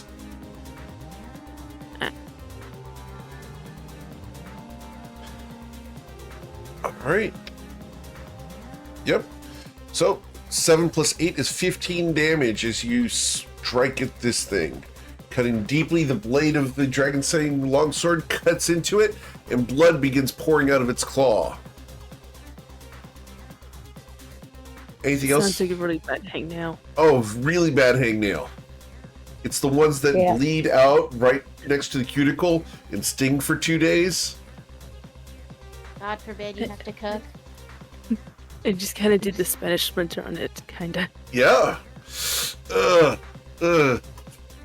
And then you have to brine a chicken. Yeah. Oh, the pain. Yeah. Because brining a chicken you do with lemon and salt. Yeah. Right into the hangnail. Yeah, it burns. As the roar of the dragon turtle screams beneath you, Eowyn, you've pissed it off. Anything else you'd like to do? No, I'll stay here. All right. Mr. Winkle, you're laying on the ground. What would you like to do, sir? Guess I'm gonna need to stand up. All right. As he stands up proudly. I'm gonna fire at this thing again. Okay, just because the source material does do that pose, Covet, you know, I do think that Winkle would absolutely do that pose as well. 100%. No, I just realized something. What's that? For Dungeons and Dragons, we don't really encounter a lot of dragons. Eh, not really. This group hasn't. We did last campaign. Oh God, it was nothing but. Well, here's a dragon for you guys to encounter. Winkle's first shot catches that nice soft section between the fingers of the claw, dealing 11 points of damage. The 30 impacts there again. That second arrow landing right next to the first. Clang. The dragon turtle roars. And the third shot, Winkle is being super accurate. Winkle, you stand there with the sea air and steam rising all around you. Your fur is glistening. Anything else you'd like to do, sir? I think I want to use. I think I want to use extra. You Since I'm hitting you want to this use your thing? action surge? Yes. Okay. Cool. So 3 more shots as Boykle believes he's got his footing. The first shot hits the mast with the arrow impacting there. Covet, that almost got you. Yeah, She it was a little ducks. too high. She ducks and hey, You really I have to duck am for not that? the bad guy. Covet, you didn't really have to duck for that. All They're right. so short. Everybody else would have to duck, but not Covet. She's our favorite lawn gnome. Okay, I wouldn't go that far. For the record, I love the fact that Eowyn has joined in on that one and was the one to bring that one up today. That was great. I like it. I do too. Winkle's second and third shots of his action surge also hit. And for the record, I do believe that Covet is okay. She can dish it out as well as she takes it, Oh, for sure. if not better. If she gets mad, she'll bite you on your ankle. Oh, I don't get mad. I get even. Mm-hmm. Eddie is Covet's name. Covet Petty Bunsen. You never know. Mm-hmm. All right, Winkle, anything else? You still have your movement and your bonus action should you choose to use them. Nope, I think I've done enough damage to the ship. Cool. Ayla Taylor.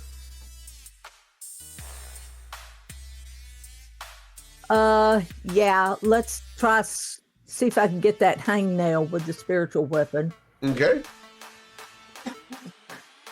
With the 27, you will wallop it, dealing 11 damage, tearing into the flesh a bit.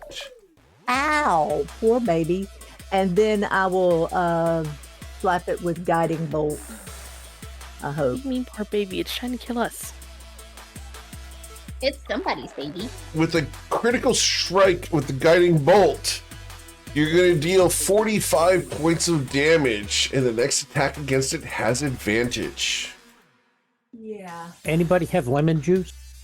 I'm going to just step back one spot. No, I don't have any lemon juice, but there's salty water downstairs. But he's in salt water. That's not going to help. That's All right. supposed to help. Well, then we are going to perform a legendary action, and we're going to choose one of the 11 targets. Number 10 is Islarin. All right, Islarin, we're going to bite up at you. A 19 to strike you, Islarin. It won't hit. All right, then we go to Twilight's Call's turn. Alright. He understands that this thing's got magical resistance, but he is still going to attempt to go after it, so he's going to use his Dominion of Shattered Minds, his Synaptic Static. Very well. He's going to do it away from everybody, but make sure it affects the Dragon Turtle. Very well.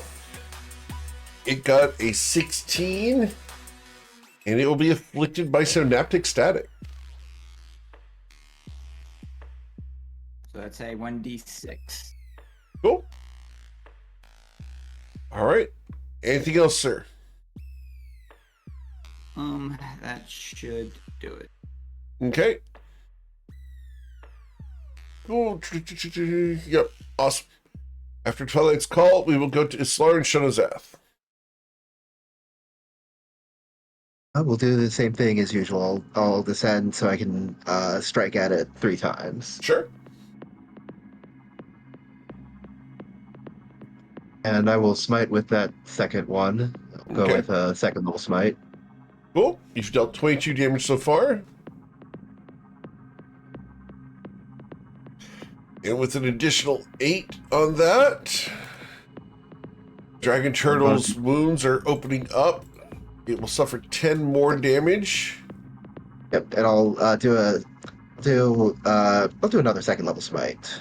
So this for the 11th level plus another 3d8. So it's 28 total damage on that attack. Got it. Excellent. Anything else, Lauren? Do I want to? I would like to have the Pegasus hold its action and move when the Dragon Turtle moves. Very well. At the end of Islarin's turn, we're going to use another legendary action against target number 7. So, if I count backwards, 10, 9, 8, 7. Against this crew lady here, the claw reaches up And with a 20, we'll slash her for 13 damage. Minus 18. minus 2 would be an 18. That will still strike her. Dealing 13. Oh, that's incorrect. One moment. Very well. Cool. All right. Then we go to Miss Von Sin. So during, Covet remembers the conversation that they were just having, and she says, "You said this is a dragon turtle?"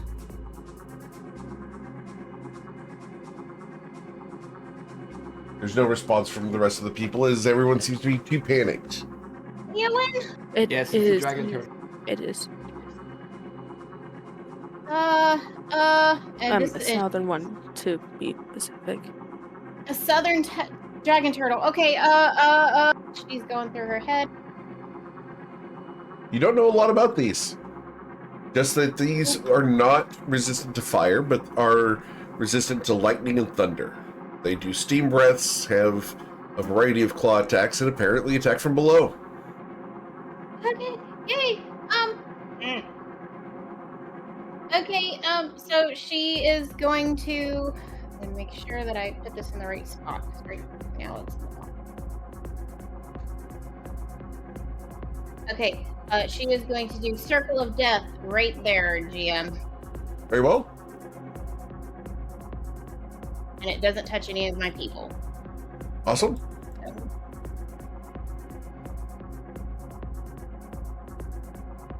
And Circle of Death, damage. Use it.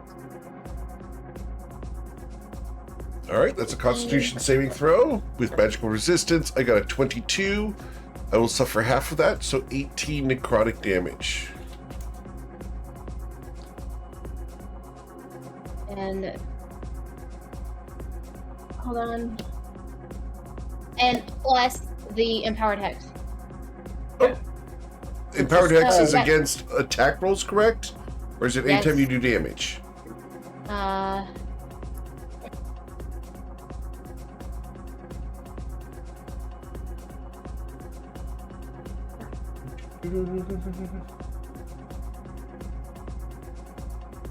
Pulling it up now real quick.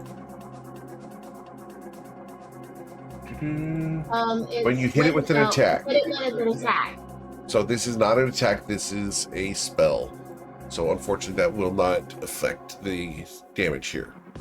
Okay, so just for me, because I am not understanding the difference between an attack and a spell. When you do an attack roll, as opposed to a saving throw. Okay. Yep. All right, thank you. Cool. All right, anything else, Covet? That's all I can do. Very well. Then we are going to use a legendary action against the same crew lady. Joseph. No, I'm sorry, that's Covet. Covet! We're going to use a claw against you with a 16 to slash you.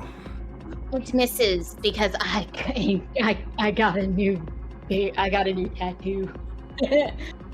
The dragon turtle is then going to do its attempt to recharge. I'm going to try to get that breath weapon back on a 5 or a 6. I got a 3. I will not get that back. Instead, we are going to bite at 1d11. We're going to bite at Zerona as we try to consume a Dragonelle. An 18 to bite Zerona That hits. for 25 piercing damage. Oh. We will then claw. That's not on the initiative. It's supposed to act immediately after you, right? Yeah. Number 8, because I only have 10 now, that would be Covet. Covet, the first claw comes at you, critically missing, just splashing into the water ineffectively. She kind of ducks to make sure. The second claw is going to be against Twilight's Call. Twilight's Call, the claw comes up, and a 23 minus 1 is 22 to strike you, Twilight. Hits. Dealing 23 slashing damage to you. You're not concentrating on anything at the moment, so that won't impact you. And then the tail attack goes against one of the other people on the ship. Number 8 would be, number 8 is the Pegasus. The Pegasus, the tail lashes up and bludgeons the Pegasus with a 30 to hit. Yep, that'll absolutely hit. Dealing 16 damage to the Pegasus, and any strength saving throw where the Pegasus will fall prone into the water, carrying the Slarn with it. That's It my saves. So Yeah. Okay. That is the extent of the Dragon Turtle's turn. And then we go to Eowyn. Eowyn, what would you like to do?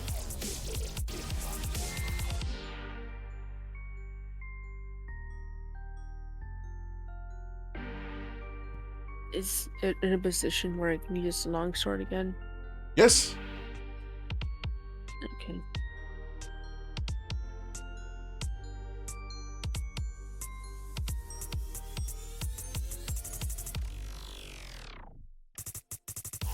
With the 22, you slash at it.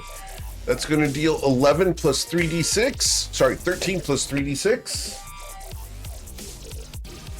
Wow. All right, so 23 points of damage with the dragon slaying longsword. The dragon roars in pain as you drive the blade deep in and you feel it impact the bone. A lot more to this Spanish splinter. Yep, much worse than a splinter. All right, anything else, Eamon? No, that's it. Okay. Covet, I do need your concentration check because we did strike you. Actually, 10. You're fine. is healing word a bonus action? It is. Never remember that. Yes, it is. I don't know why I ask every time. All good. Because you just want to make sure. It's all good. That or I just don't remember ever. I want to has healing word on Twilight.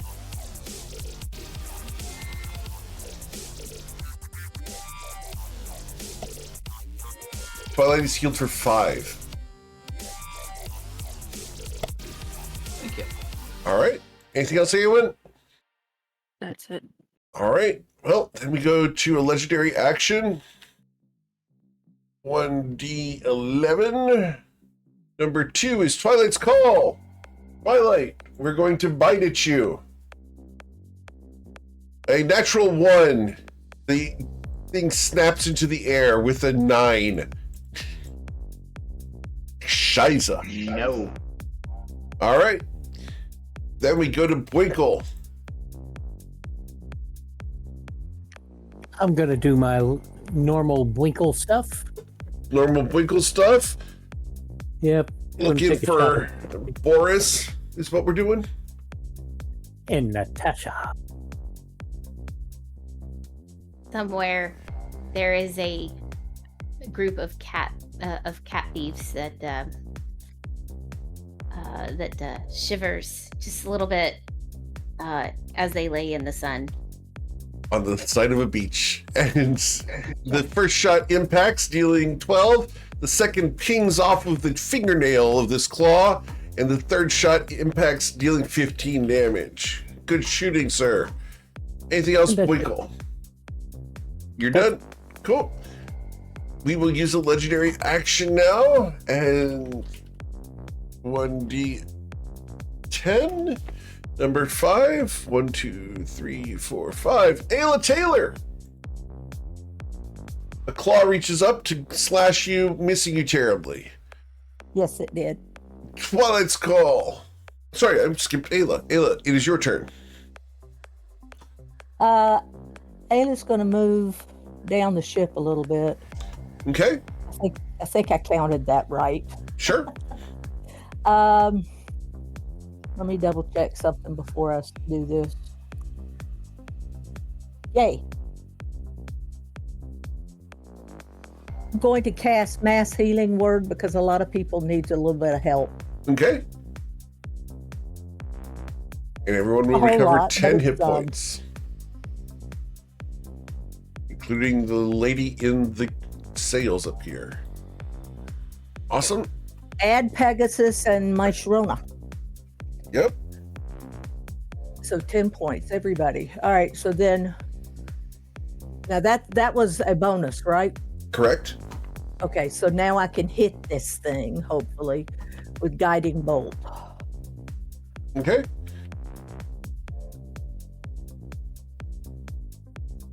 I think a 30 hit. A 30 does impact it. The blast from this radiant energy courses through it, dealing 16 damage. The dragon turtle spasms a little bit.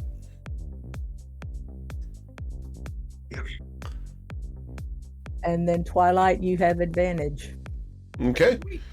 Before Twilight gains the advantage, we're going to use a legendary action to target one of the 9 people that I've not struck this round. Target number 6 would be 1, 2, 3, 4, 5, 6. Boykle! A claw reaches up to you, Boykle. With a 17, you are missed as your armor holds. Mr. Twilight's call. Yay me. Alright, since I'm seeing the glow on the turtle, not only am I going to pull out an arrow of slaying, but I will add a flourish to this as well. Very well. What does the flourish look like? It's a shadow that congeals a little bit. Very well. And we'll also add. Nah, I won't do. I'll use my bonus action for something else. All right, so here we go.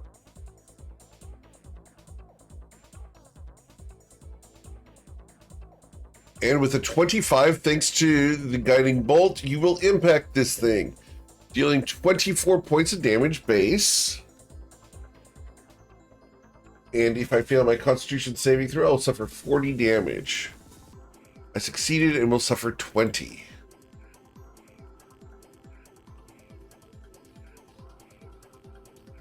Okay. And that increased my AC by 1. Awesome. And then we'll attack again. Very well. Are you using another arrow slaying? No. Okay. This one punctures it, dealing 22 points of damage. And then for my bonus action, I will use a greater healing potion. Cool. As a fluid coats your throat, you will receive 14 points of healing as you feel rejuvenated. Anything else, Twilight? That's it for me, and Serona will fly and take 2 swipes. Okay. Well, Zerona's in the water right now, so there's not much flying involved. It gets out of the water. Okay. Cool. Using half their movement, they have flyby attack, correct? They do. Okay.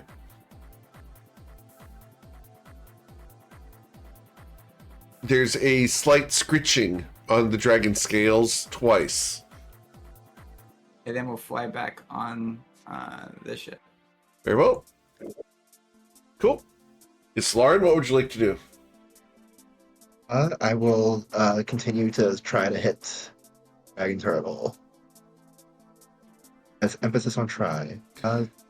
21 hit. It does, dealing 23 points of damage there. Okay. Let's. Yeah, I think I'm just gonna smite with that at 3rd level this time. The dragon turtle seems to be less active. As you smite and radiant energy courses through your trident and into the beast. And then 3rd swing.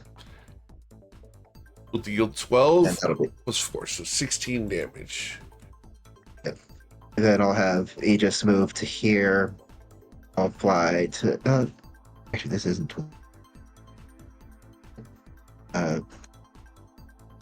Yeah, okay. I don't get her within my aura, but I'll have Aegis dodge. Okay. Then we go to Covet von Sin. Okay, so Covet does Eldritch Blast. Okay. The Empowered Hex is still there, so Eldritch Blast. Wow, here it is. She misses spectacularly. Yes. She misses again. Indeed. And the third Eldritch Blast. Wow, she feels useless. So As you shoot the water 3 times. Anything else, Covet? She leans against the. She puts her hands on the side on the railing and she just grips the railing so hard you can kind of sort of hear it creak underneath her grasp. Okay. And then we go to the Dragon Turtle's turn.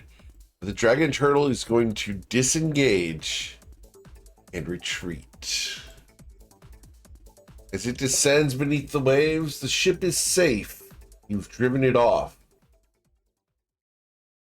And are able to continue sailing away. Oh, well, I guess we're going to have mock turtle soup.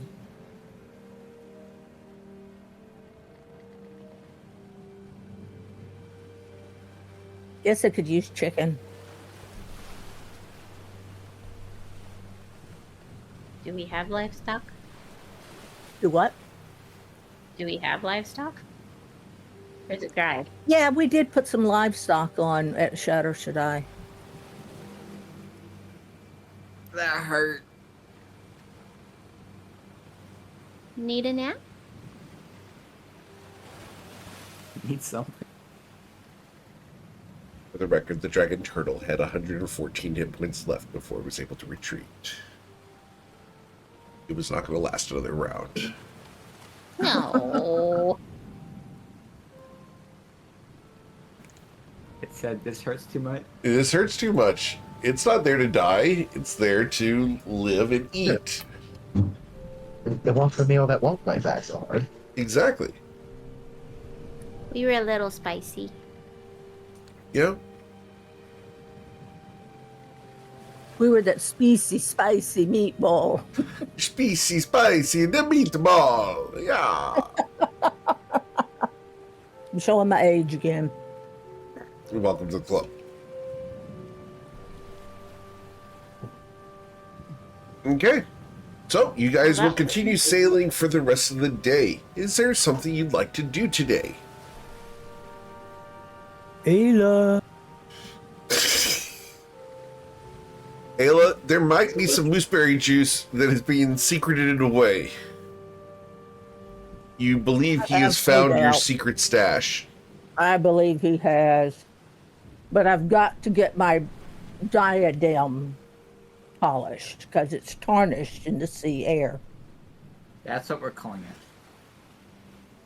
it. No, You're it going to is a polish the diadem. crown? Yeah, I have my holy symbol. My holy symbol is a diadem. Uh-huh. Very ornate, Yep. and it has a pink diamond, and it's surrounded by green sapphires. Are we going to use some Crisco? No, that's not what you polish It's what he polishes. silver with. That's not what you polish silver with. Oh, understood. It is put down, embarrassed. It's awesome. I know she is. I just ignore it. That's perfectly fine. I'm fine. I'm fine. You know we go out of our way to do that. Oh, I Oh, I understand know. completely. So as Ayla goes into private to polish her crown, I'm not the one who did that. For the record, Covet's sitting there doing air quotes. Winkle, what have you been left to do since Ayla obviously doesn't want you in there meddling with her polishing? Well, I'm going over to Eowyn and going to ask Eowyn about how well Eowyn can control her fire. His fire. Yep. His fire. Hey, Eowyn, you're real powerful with your fire. How well can you control it? I'd say I can control it pretty well. I'm just thinking about this, but I've heard that people get haircuts with fire. Not yet. Not yet. Maybe later.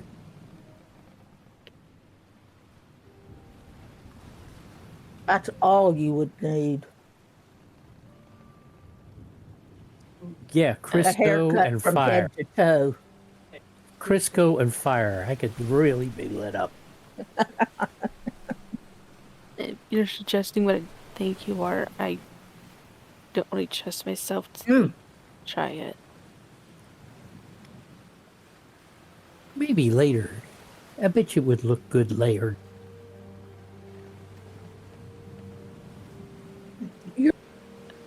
Uh,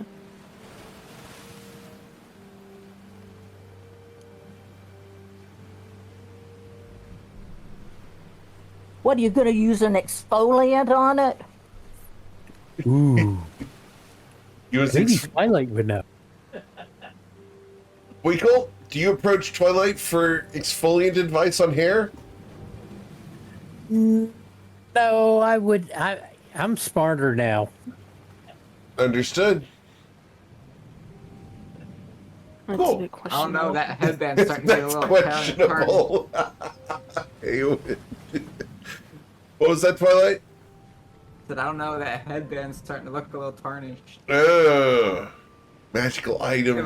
that's what Ayla was talking about polishing later. Was she gonna polish the headband? How'd you know? Uh-huh.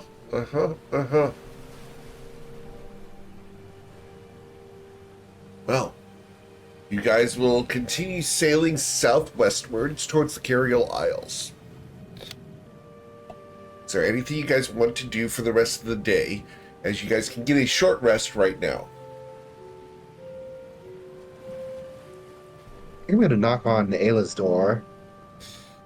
Ayla, you hear a knock at the door, and based off of past performance, it's probably Winkle. Come on in, sweetheart. It's Lauren, you hear, "Come on in, sweetheart."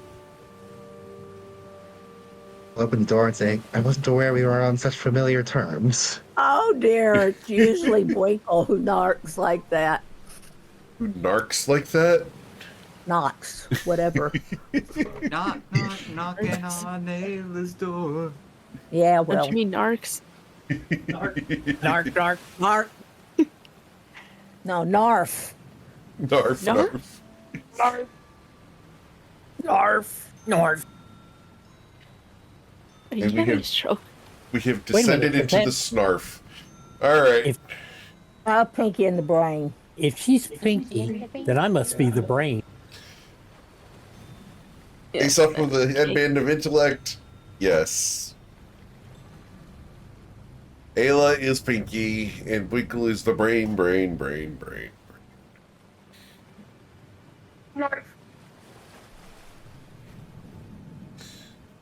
We are almost to your home.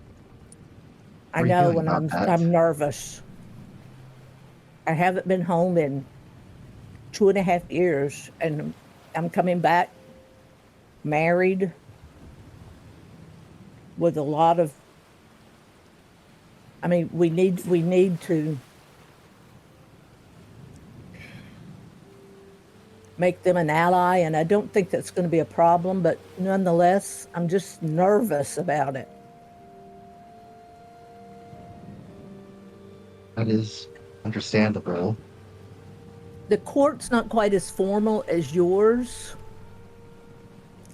It's kind of more like the one at Shadar Shaddai, but you know, a small curtsy and not one to the floor, that type thing. But I think I'm most nervous about seeing my father, because I got married without him being there. And that was always something he really wanted. So I don't know. We may end up having another ceremony. I don't know.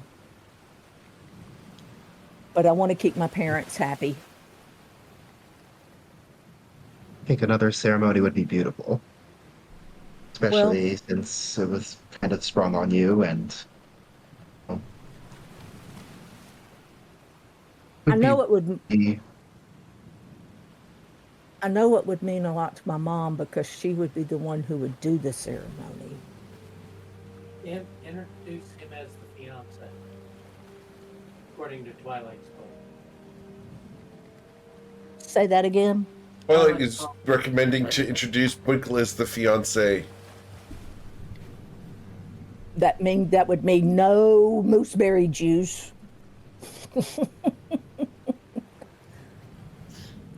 Winkle, Maybe that's not a Winkle, bad idea. would you wait to tell Ayla this recommendation until after you arrive, so that you can use the mooseberry juice? How much of a player is Winkle? I would wait. I mean, I'd go along with that. To No wait mooseberry. until you arrive? That makes sense. Yeah. So But that with he's the all deal that waiting all there's night to get unlimited- lucky. Understood.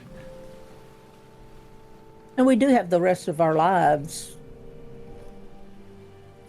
And I know where to get mooseberry juice. A little As bit. long as it lasts. Yep.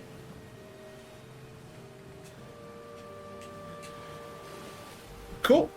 All right. so. I forgot. What I If I know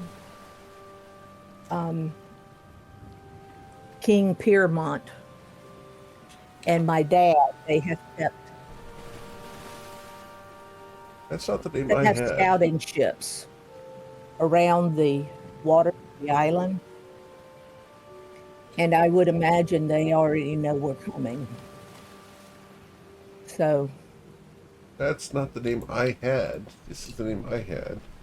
for the king, Yeah. what did you have? That's what I had. Okay. I can go with that. Okay.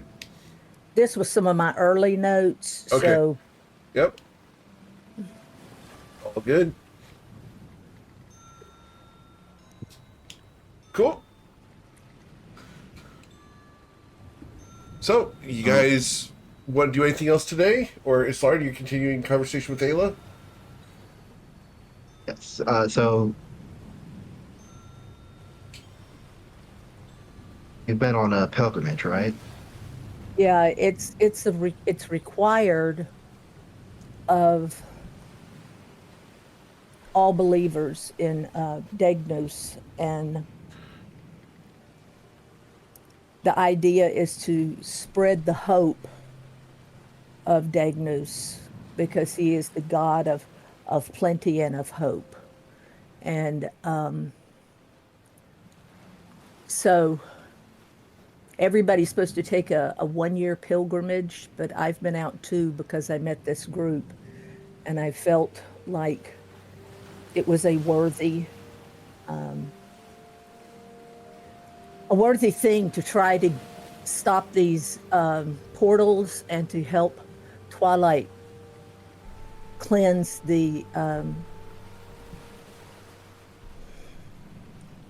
gardens, his home.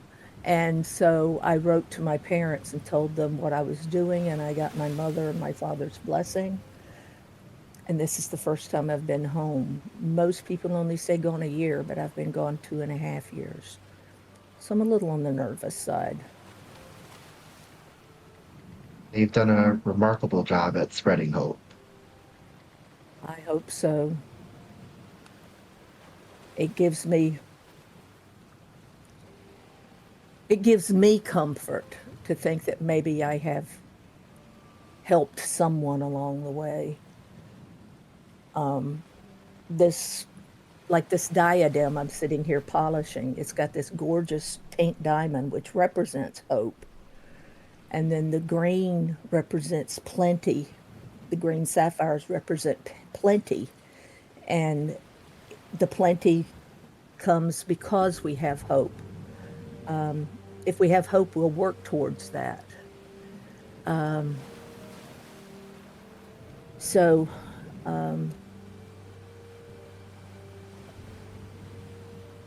I have to make sure this looks good. If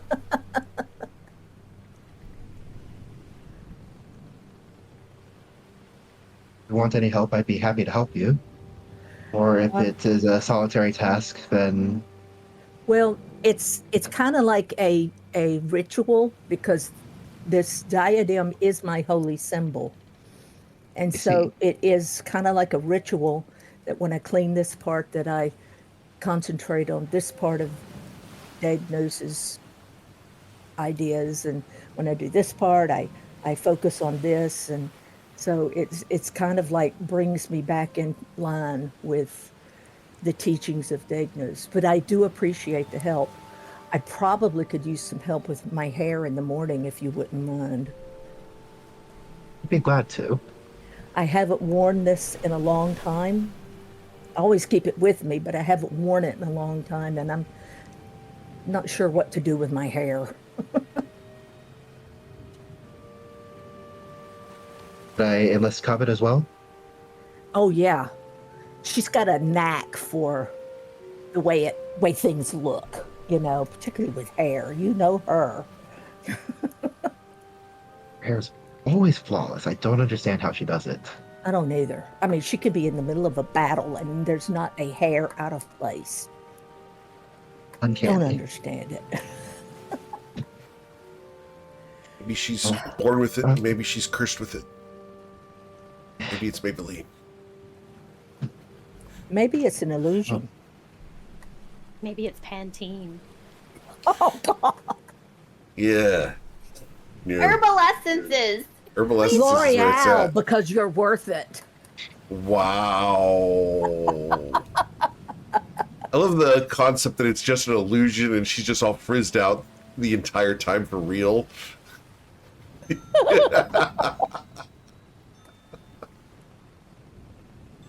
I'll leave you to it, but before I... How does everyone's hair look during battle? In reality, Mine gets frazzled. You know, because when I throw a spell, I throw it with my whole upper body. And I don't understand how Covet's hair it stays. It's like it's glued into place. It never moves. Whereas Ayla gets... So, as a question, when Ayla gets done with combat and spell casting, she looks like she just got done with Boinkle? Not quite that bad, because he pulls at my hair. Oh, okay, understood. Okay, so it's not quite that bad. So Covet has its same hairspray Rochelle She's used. just, Covet just left.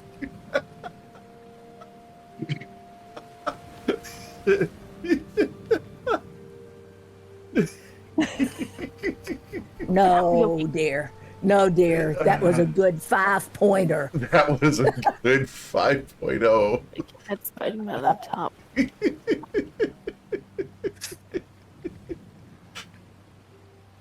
Isa. Don't choke to death. Well, we know what Winkle's into, or at least what Ayla's into. I didn't want to know.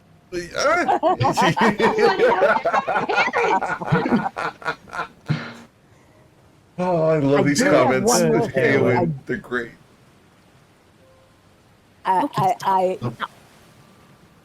I do have one thing I am going to do. If we're going to do another ceremony, I am going to get my mom to weave that spider silk because it's so iridescent. I mean, did you notice it? And get her to weave that into some cloth. It's just gorgeous. Spider silk from the vault? Yes. Oh, I got 40 pounds of it. it's a No, you only have 20. very durable material too. Yes, silk is very durable, but this is like the light just shines on it like the silk is a prism, and just picks up all the colors of the rainbow. It's just gorgeous. So I have no doubt that it's going to make a gorgeous fabric.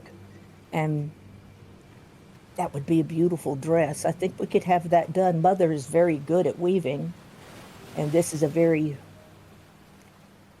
strong and sturdy spider silk. She's woven just house spider silk before, which breaks easily. And I think she can probably get this whole thing done within a week.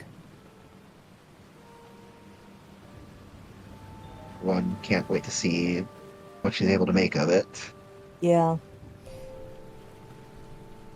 And my dad, I've written him letters about what we're doing and about finding the shards. And he told me that he's heard something about a shard somewhere. He didn't say whether it was on our island or what, but maybe he knows more about where another shard is. Dad's well traveled, having been a high elf. Well, he is a high elf. He's the wonder. Yep. We'll take any information we can get. We still only know the He location said he of one didn't more. want to write it to me because he was afraid someone else would find it. So we'll have to talk to Art. him. That would be neat. It would. I'll let you get back to it, but before I go, are there any spots on the island that might be particularly nice for me to take Rolmos to? Oh, Ooh, yeah. I sent you a message on that one. There's several. Obviously, you and Blink will have first dibs, but Oh, no. There are apart several. from that, That would be no problem. It's a beautiful place with lots of waterfalls and lagoons, and the flowers bloom beautifully because we're a southern island. The place is in bloom year round. So there are lots of places. There you go, Ayla. Thank you. In fact, there are 3 places on my family's estate that would be beautiful. We're very proud of what we have. And our estate's called the Verdict Crescent Estate. So there's several places in the estate that would be beautiful. Let me send you an image here, Ayla, just for you, because actually, we're just going to do this. It's easier this way. I'm going to show Ayla an image for just her benefit. That's what you would remember. Oh, yeah. Cool? Yes, it's beautiful. All right, you can describe that as you wish to Aslauren, because she cannot see what you're looking at. There's a valley. Our estate's in a valley, and it's a crescent-shaped valley.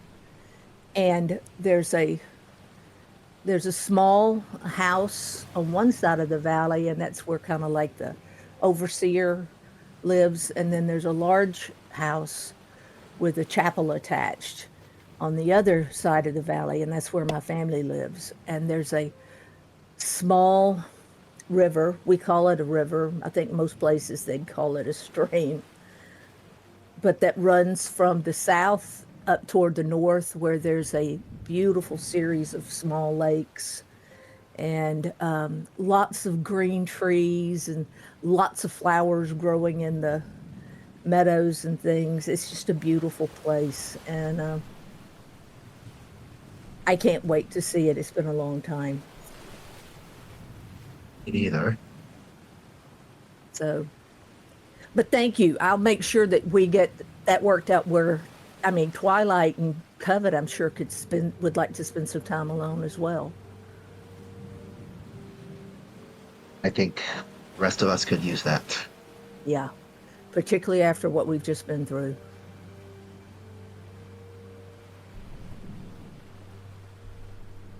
I'll All go right. find Covet and let her know that we'll be helping you with your hair in the morning. Okay, thank you. I appreciate it more than you know.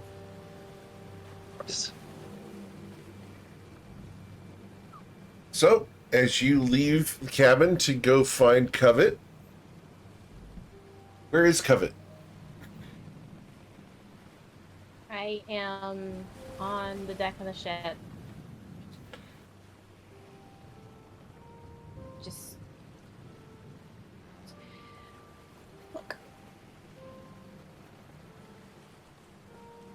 And do I roll a survival check? What do I roll for that? What are you trying to do? I'm sorry? Learning how to sail. Oh, with advantage, I presume. Twilight? I would be giving her hands-on experience Understood. and assistance.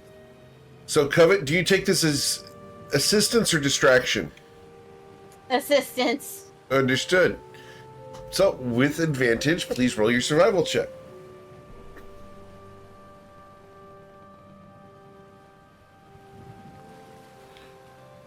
I'm so glad. For Yep. him. Thanks to his assistance, you will get some progress towards being able to sail sea vehicles.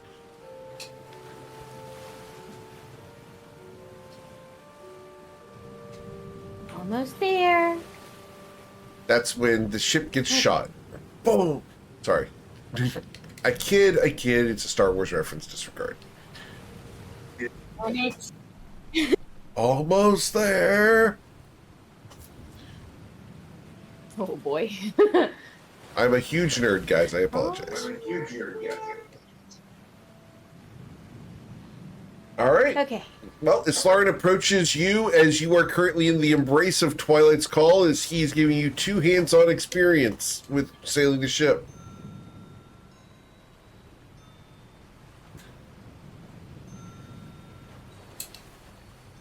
There's a couple reasons for this. One is he wants to make sure you're trained properly. And I'm sending Twilight the other one.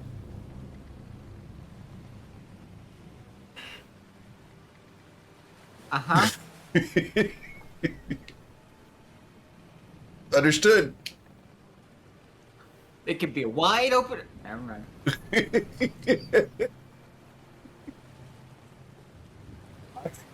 I'm in trouble now. I'm in danger. Islarin, you see the affectionate couple learning to drive a ship. Yeah, I'm going to just walk up and tell Covet, you and I are helping Ayla with her hair in the morning.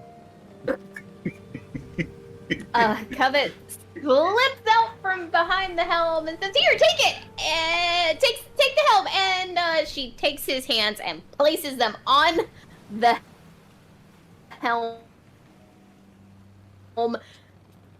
deliberately, and is like, "I think I've learned enough for right now." Knowing Twilight, okay, I need you to roll an athletics check We're helping her with her hair. versus biscuit check.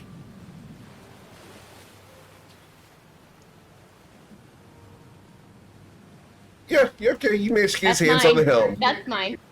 Yep. What am I rolling? Your athletics as well. Or a wisdom saving throw, your choice. It's the same. It's the same. Alright, well. Dang it! As the I'm missives saving are her, checked get her, on her get way her, away, get help. the ship does turn momentarily before Twilight is able to return the ship to the proper direction. Oh my. Because I'm now back at the helm. Yes, once again. Okay. As that momentary play wrestle, Covet and Islarin, you guys are free of Twilight's grasp. And she slides a little bit farther over, and she's like, "So we're doing what in the morning?"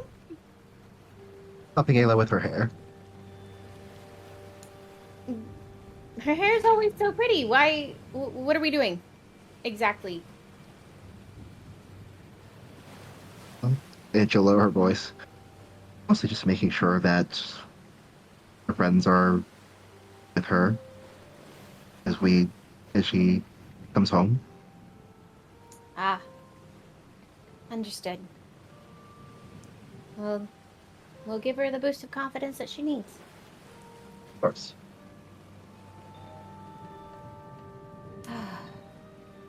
She's got a lot on her plate ahead of her.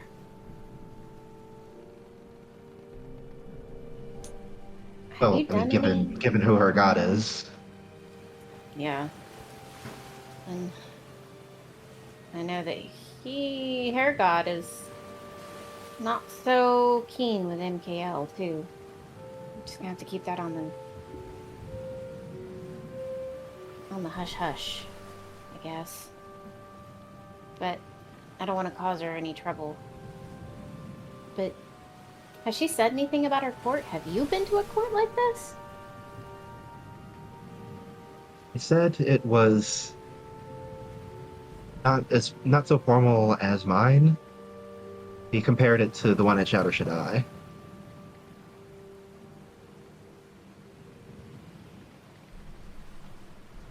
The Sultans or the Batim? Because to me, I consider those two different kinds of courts. I'm going to send Miss Lauren a message here. I did not ask for a clarification. Okay. Well, I guess we'll just go with the knowledge of courts that we have and adjust accordingly. And we'll follow her lead. Exactly. Though, when we were in the court with, and when we were meeting with the Sultan, did you notice he called her princess?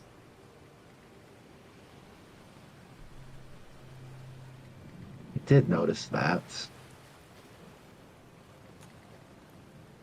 I didn't think she was a princess. I thought she was best friends with the princess. That's what I thought as well. That's what she said. I'm going to do a point of order here. She's best friends with the princess from Shatter Shaddai. Which she didn't go and see. Correct. Because she's been missing. Yes, we put I sent a message to Cecily Wish. find her. Yep. Yeah. Yep. And they are looking for her as of now. Well, I don't want to cause undue jitters just before we go and see, before we disembark. But if she's a princess, that changes everything in court. It's one thing being a best friend, but it's something totally different if she's a princess.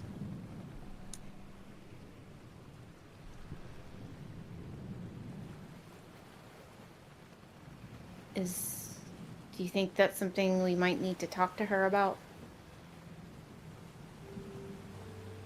Here? I don't. I think so. I don't want to cause issues, but I don't like going in blind.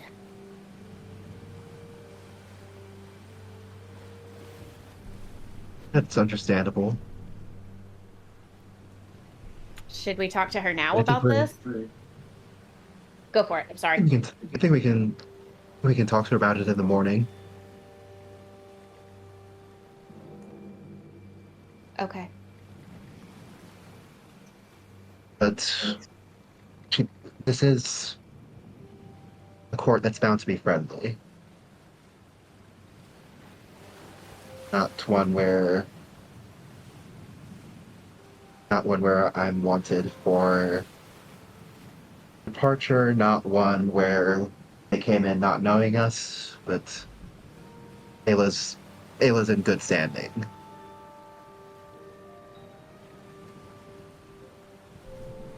Ayla, I sent you a message. True. But not much is known about the Cariel Isles.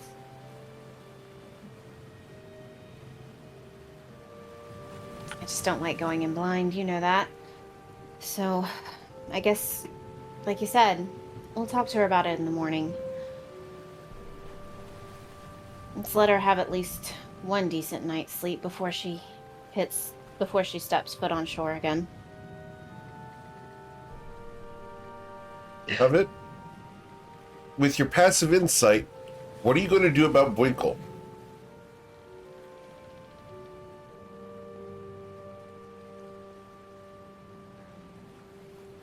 You mean If you want Ayla to have a what good night's reference, sleep, Jim? if you're going to want Ayla to have a good night's sleep before arriving, are you going to do anything about Bwinkle?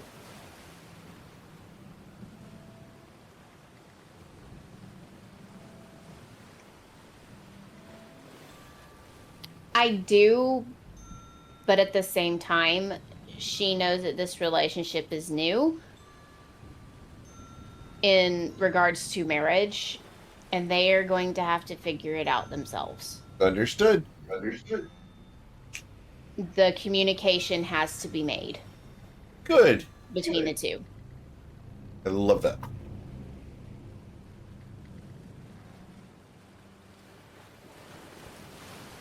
Said from nearly 20 years marriage experience. All right. Amateur. All right. Okay. 43 years right there. I love that choked you up as Lauren. That was beautiful. So much fun. All right. So, anything else you guys want to do this evening? Winkle is going down to where his bunk was before. He Okay. goes down there and he's cleaning up, and he's pulling out a uniform, a dress uniform that's just been kind of hanging. And he's going to make sure everything's perfect on that. It's a Royal Moose Guard uniform. Yep. That's And he the one has- with the red and yellow, right? Yeah. And he has a little wristband he puts on, and it says WWBD. Uh-huh. All the Moose Guard wear this. It would be, what would Bartholomew do? Right. He was the leader of the Moose Guard. Now, as a question, does the Moose Guard include that wide-brimmed flat hat with the 4 dimples on the top? How did you know? Understood.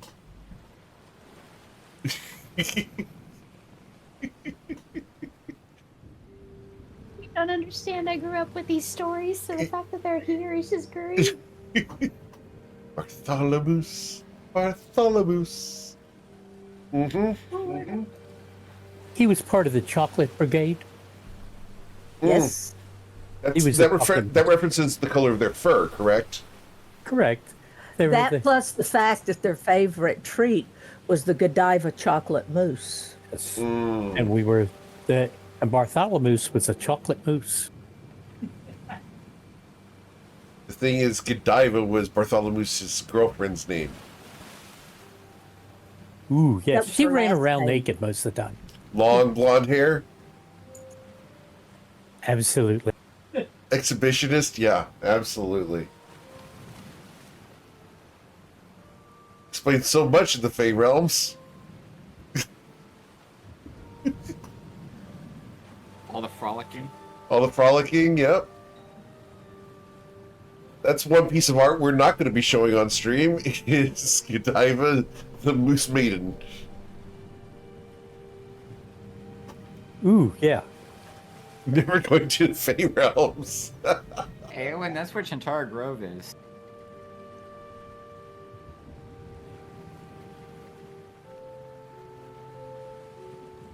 All right. Well, you guys can go ahead and take another long rest. You'll be arriving at Harmon's Reach of the Curial Isle tomorrow. Oh boy. Ramos will tell you that you guys expect to arrive at dawn.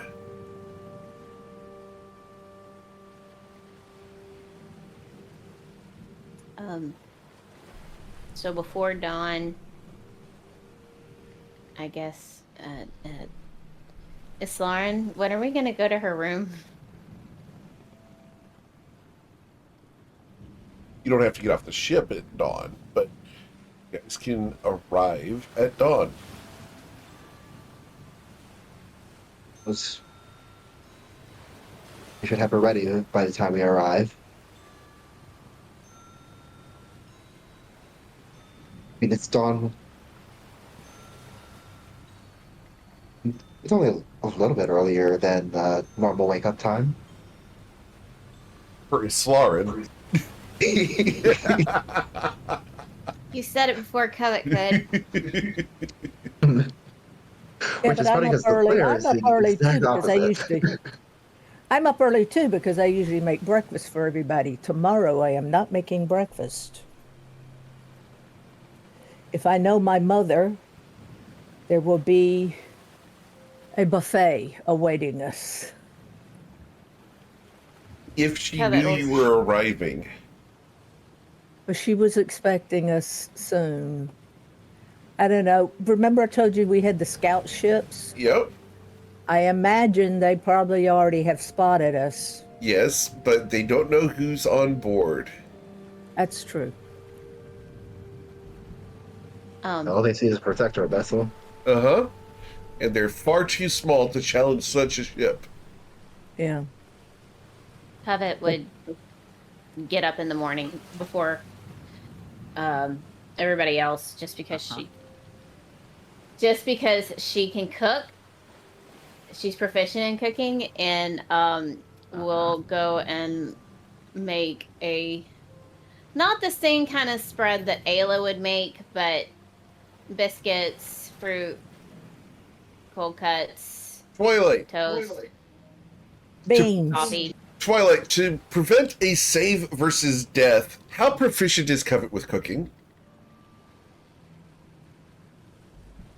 So, real life, extremely proficient.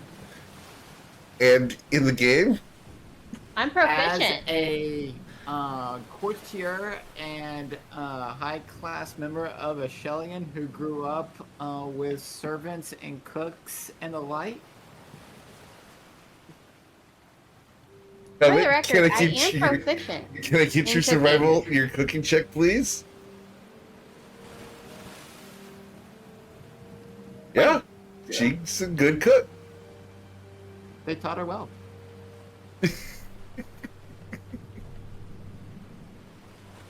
I am offended. It's a You were about ready not character. to get cookie. You're gonna lose out on your cookies, man. Mm-hmm. Both of them. All right. So Covet gets up and makes breakfast. Awesome. Biscuits and gravy? Of course. Or is it PB&J? Biscuits and gravy. Understood. Cool. And then once everybody, she has it out for everybody to come and eat at their leisure. And once everything is, once everything's put out and everything, she's actually going to make a plate for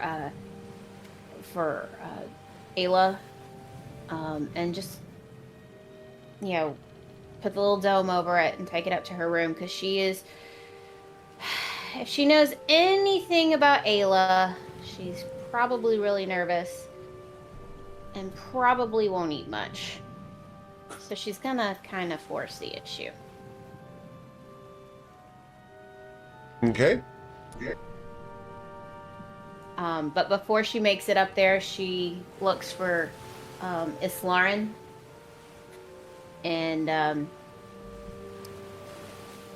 make sure that she's ready to go help Ayla as well. Zoran will meet you. Once they make it at the door, Covet will knock on the door. Ayla walks over to the door and opens it. Oh, thank goodness it's you. Come on in. Covet comes in the door and shows her the plate, takes the dome off, and says, I figured you probably won't want to eat, but it would be a good idea for you to eat. She puts it on the little table in the corner of her room. Oh goodness. I want to taste it. Let me do that. That beyond that I can't promise anything. You're quite good at this. This is very good. It tastes a lot like the lady who used to cook for my family. Nothing much, just things I picked up along the way. How are you? I'm very nervous. I haven't been home in 2.5 years, and I'm coming home with a Musatar. And it's not y'all I'm worried about, because I know y'all and you'll be fine, but Winkle's a little different. Should I, in the eyes of my people, we're not married yet, but in the eyes of so many other people's, we are. And so I don't know what to do. Covet looks at his Lauren and just kind of smiles and says, oh, you might want to take a page from Miss Lauren's book. Be straightforward. Be honest. I mean, you've been on pilgrimage. Yes, Yeah. you've done your pilgrimage, but it doesn't mean that you can't live either. Yeah.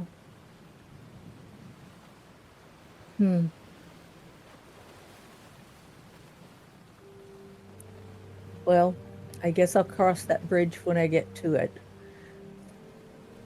Hey, Lily. Remember, your family will see the same things in Winkle that you see it. I'm really not worried about them accepting him. It's accepting him as my mate, you know? As my mother's always been so picky. Oh, why don't you come sit down and We all we'll fix speak your hair. common. Why don't you come sit down and I can start working on your hair.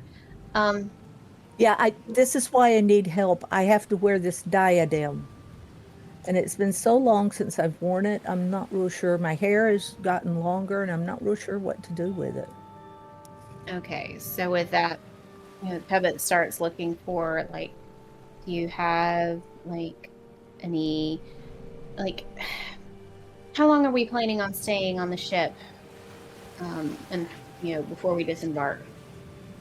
How much time do we have, generally? Hour and a half. Okay. So with that, Pebbit lightly sprays her hair with, believe it or not, salt water, and takes some of her pins and takes her hair and pulls it in a little loop and crisscrosses the hairpins to keep the curl there, and she's just going to let that sit for a few minutes to dry naturally, about 10 minutes. And while she's waiting for it to dry, she's like, I'm going to ask you a question. Okay. And I don't know how to ask this properly without being invasive. So I'm just going to come right out with it. Okay. At the court of Sultan Legos, he called you princess. That's a nickname. Cecily and I were inseparable when I went to visit the court. And so King Legos always said he had 2 princesses instead of 1.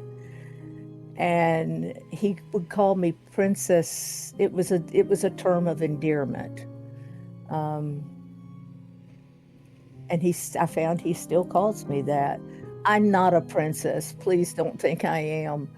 I'm friends with 2 beautiful princesses, but not a princess myself. So when Legos called me that, it was a term of endearment. Does that help? Don't think I don't believe you. But please understand where I'm from. Titles have great weight and meaning. Well, see, that's why I said it's that way where Islauren is from too, isn't it, Islauren? Titles are important. And we're much less formal in that we have terms of endearment that may or may not include titles. Because I was friends with the princesses, I was treated like the princess. They weren't going to do something for me that they wouldn't do for the princess, or vice versa. And so it was just kind of a running joke that I was a princess, but I'm not.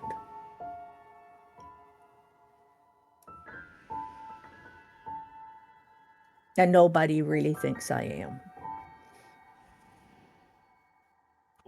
Have it listens. She nods. Except Winkle, he calls me princess, but that's I can handle that better than Snooky Uppums.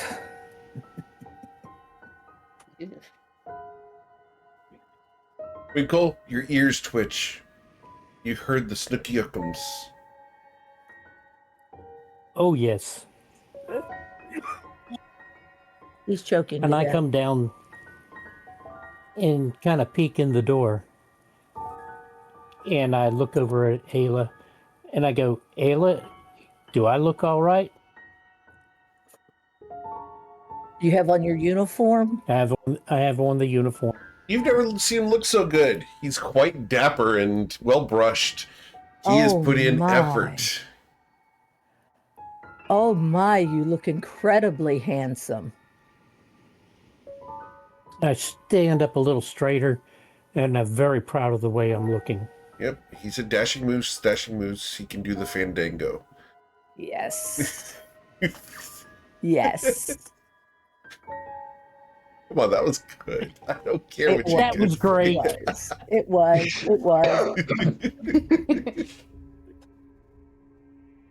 Don't choke to death.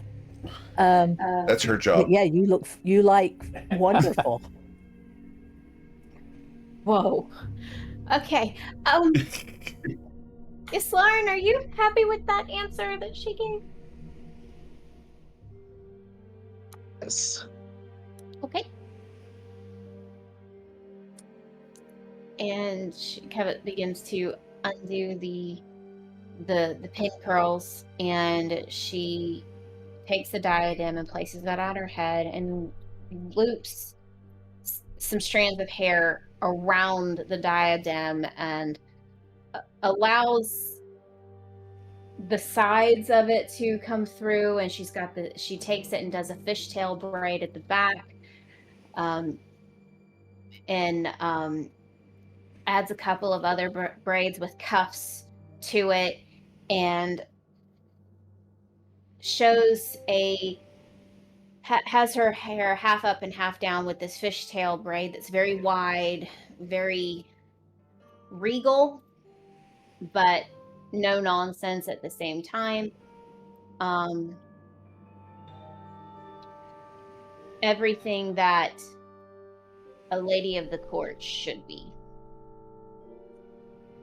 in regards to high fashion of her court. Okay. That is what she knows, because she doesn't know Ayla's court yet. Sure. She knows she knows what Ayla has told her, which is not a lot. All right. So she looks really good. Do you guys have a mirror? I do. Okay. I reach into a bag that I have, my backpack, and I pull out my mirror. Awesome. Ayla, as you look at yourself, your hairstyle is gorgeous. It looks like you should be a princess or a queen in the Fey courts. You look Wow. like you have never looked before. You've been done up beyond belief. And you realize maybe this might be a little too much, but F it, you look good. I'm going to leave it just like it is. Thank you, ladies. You do not know how much this means to me. I want my parents to be proud of me. Last time you looked this good, Ayla, was for the debutante ball. Yeah, that was a long time ago. Or it seems Eons that and eons. way. It seems that way for 3 years.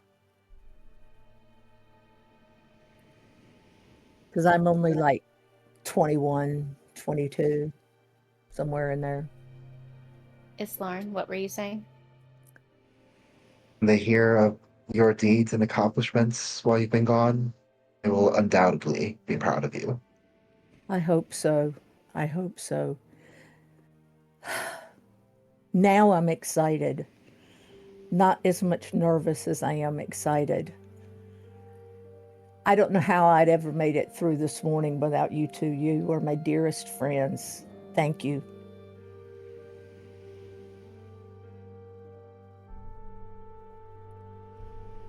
That's what we do. When did you learn to be so gifted, Covet, at doing hair? Well, being part of the Fae Court, any sign of imperfection was considered weakness, particularly in Tatiana's court. You never showed weakness.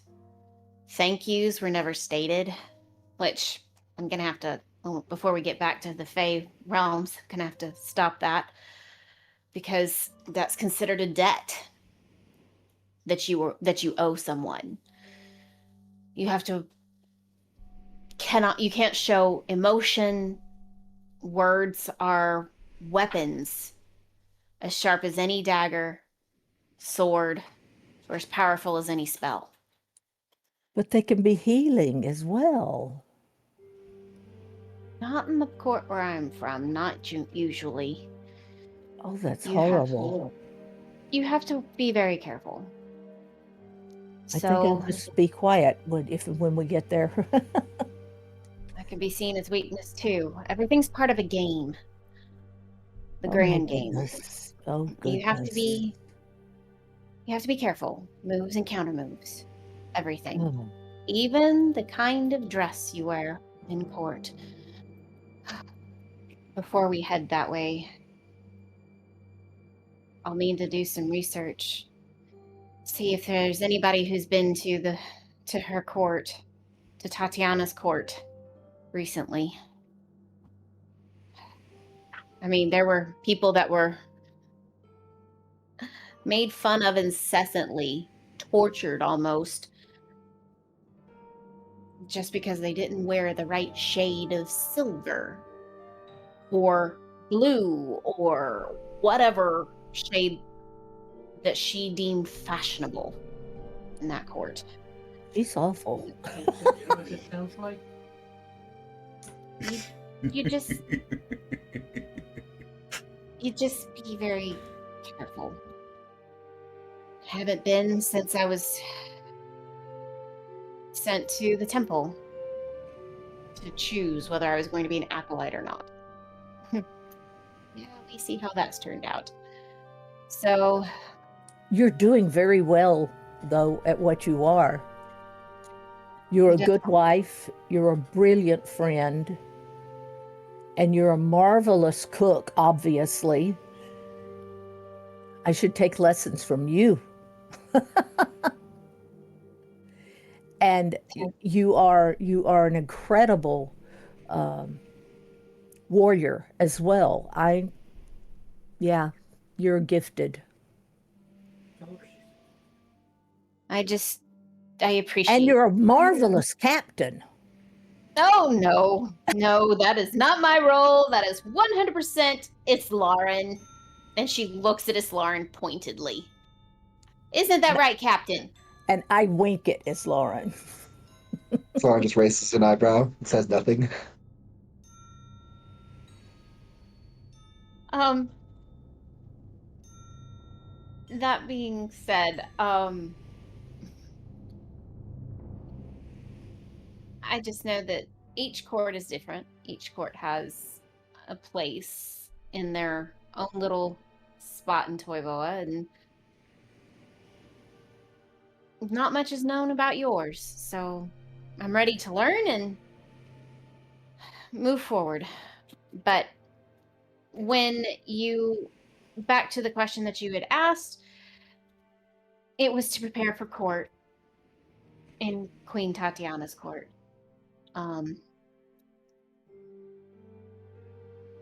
Everything mattered. I do have one other question about hair. Okay. Why is it that we're in a battle, and when I come out of the battle, my hair's a mess, it's wrecked, but yours is not a hair out of place? How do you do that? One misplaced wish. A misplaced wish? When we first began traveling together, and she looks particularly at Lauren. This was before you came along, Ayla. Okay.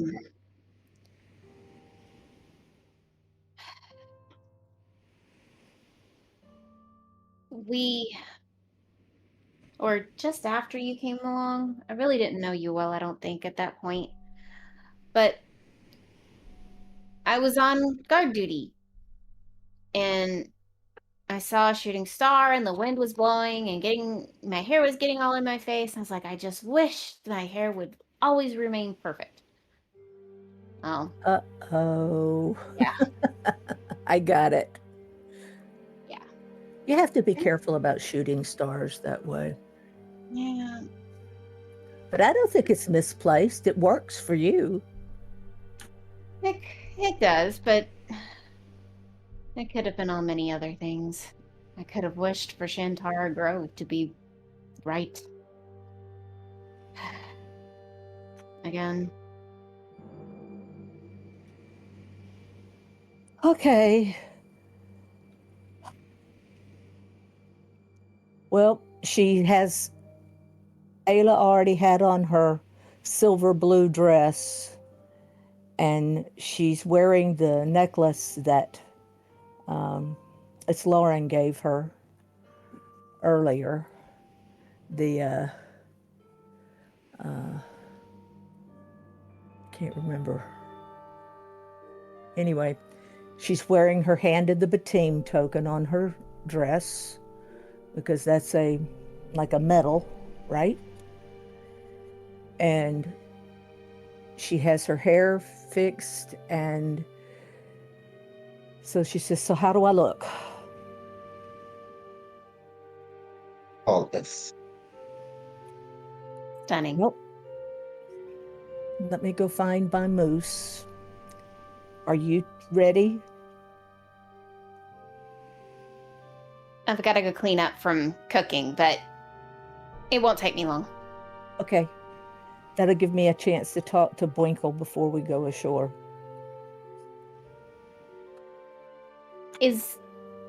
Kevit starts heading towards the door, but then stops short and says, before I leave, is there anything that we need to know about your home, family, anything before we head that way? My people are pretty straightforward. There's not a lot of subterfuge. They say pretty much what they mean. No hidden meanings that I know of, anyway. But now, granted, I've been gone a while.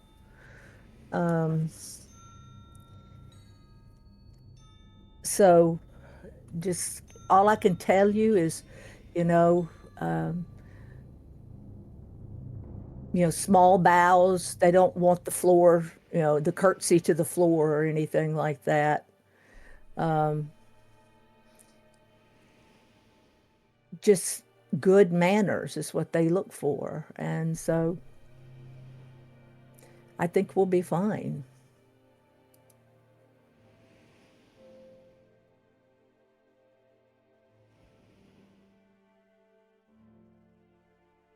Now, I'm not saying there aren't any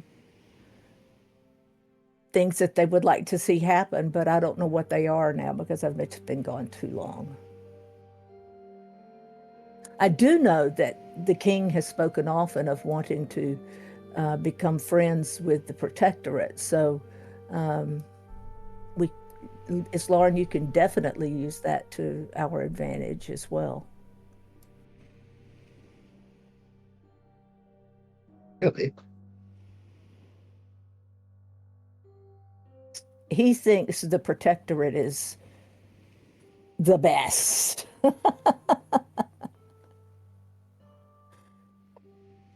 So, and when we have met you in the seas, we've always come away as friends. So I think he would like to make that a permanent thing. And I'll be sure to speak with him. I know he would appreciate it.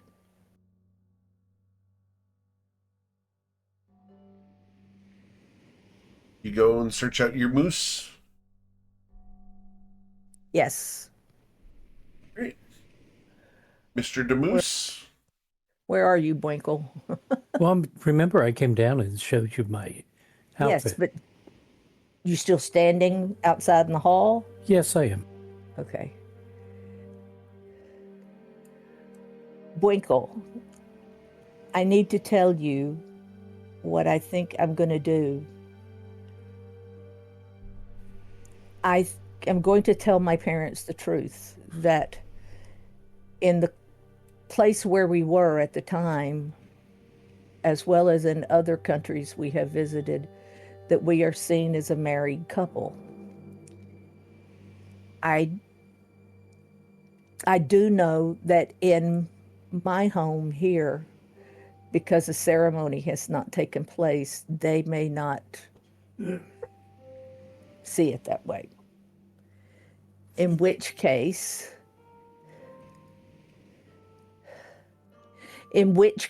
we would have to have a ceremony. And my mother would be the one to marry us. So whatever happens, can you just kind of go with the flow, please? If it would please you, my wife, I will do anything. He said my wife. He said my wife. Oh no. Yes. You're my little princess, and you do know the moose are a matriarchal society. Really? I did not know that. Why do you think I do exactly what you tell me? Males are beaten into submission. But I haven't beaten you. I wouldn't care if you did. Aw, you're so sweet. And she leans up and kisses him on his snout. At which point he wiggles his snout. I will do whatever you wish. Thank you.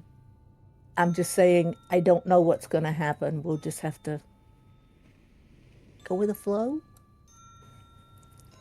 I will behave for as long as I can. Recommendation. What? Don't pull out the mooseberry juice or the mooseberry cookies or mooseberry anything. Thank you, sweetheart. No mooseberries. Besides, you do just fine without them.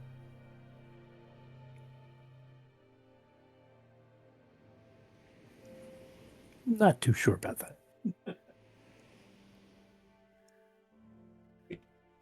So as you guys come up on deck, get your first view of Harmon's Reach, Cariol Isles. What adventures lie ahead of you? We'll find out next week.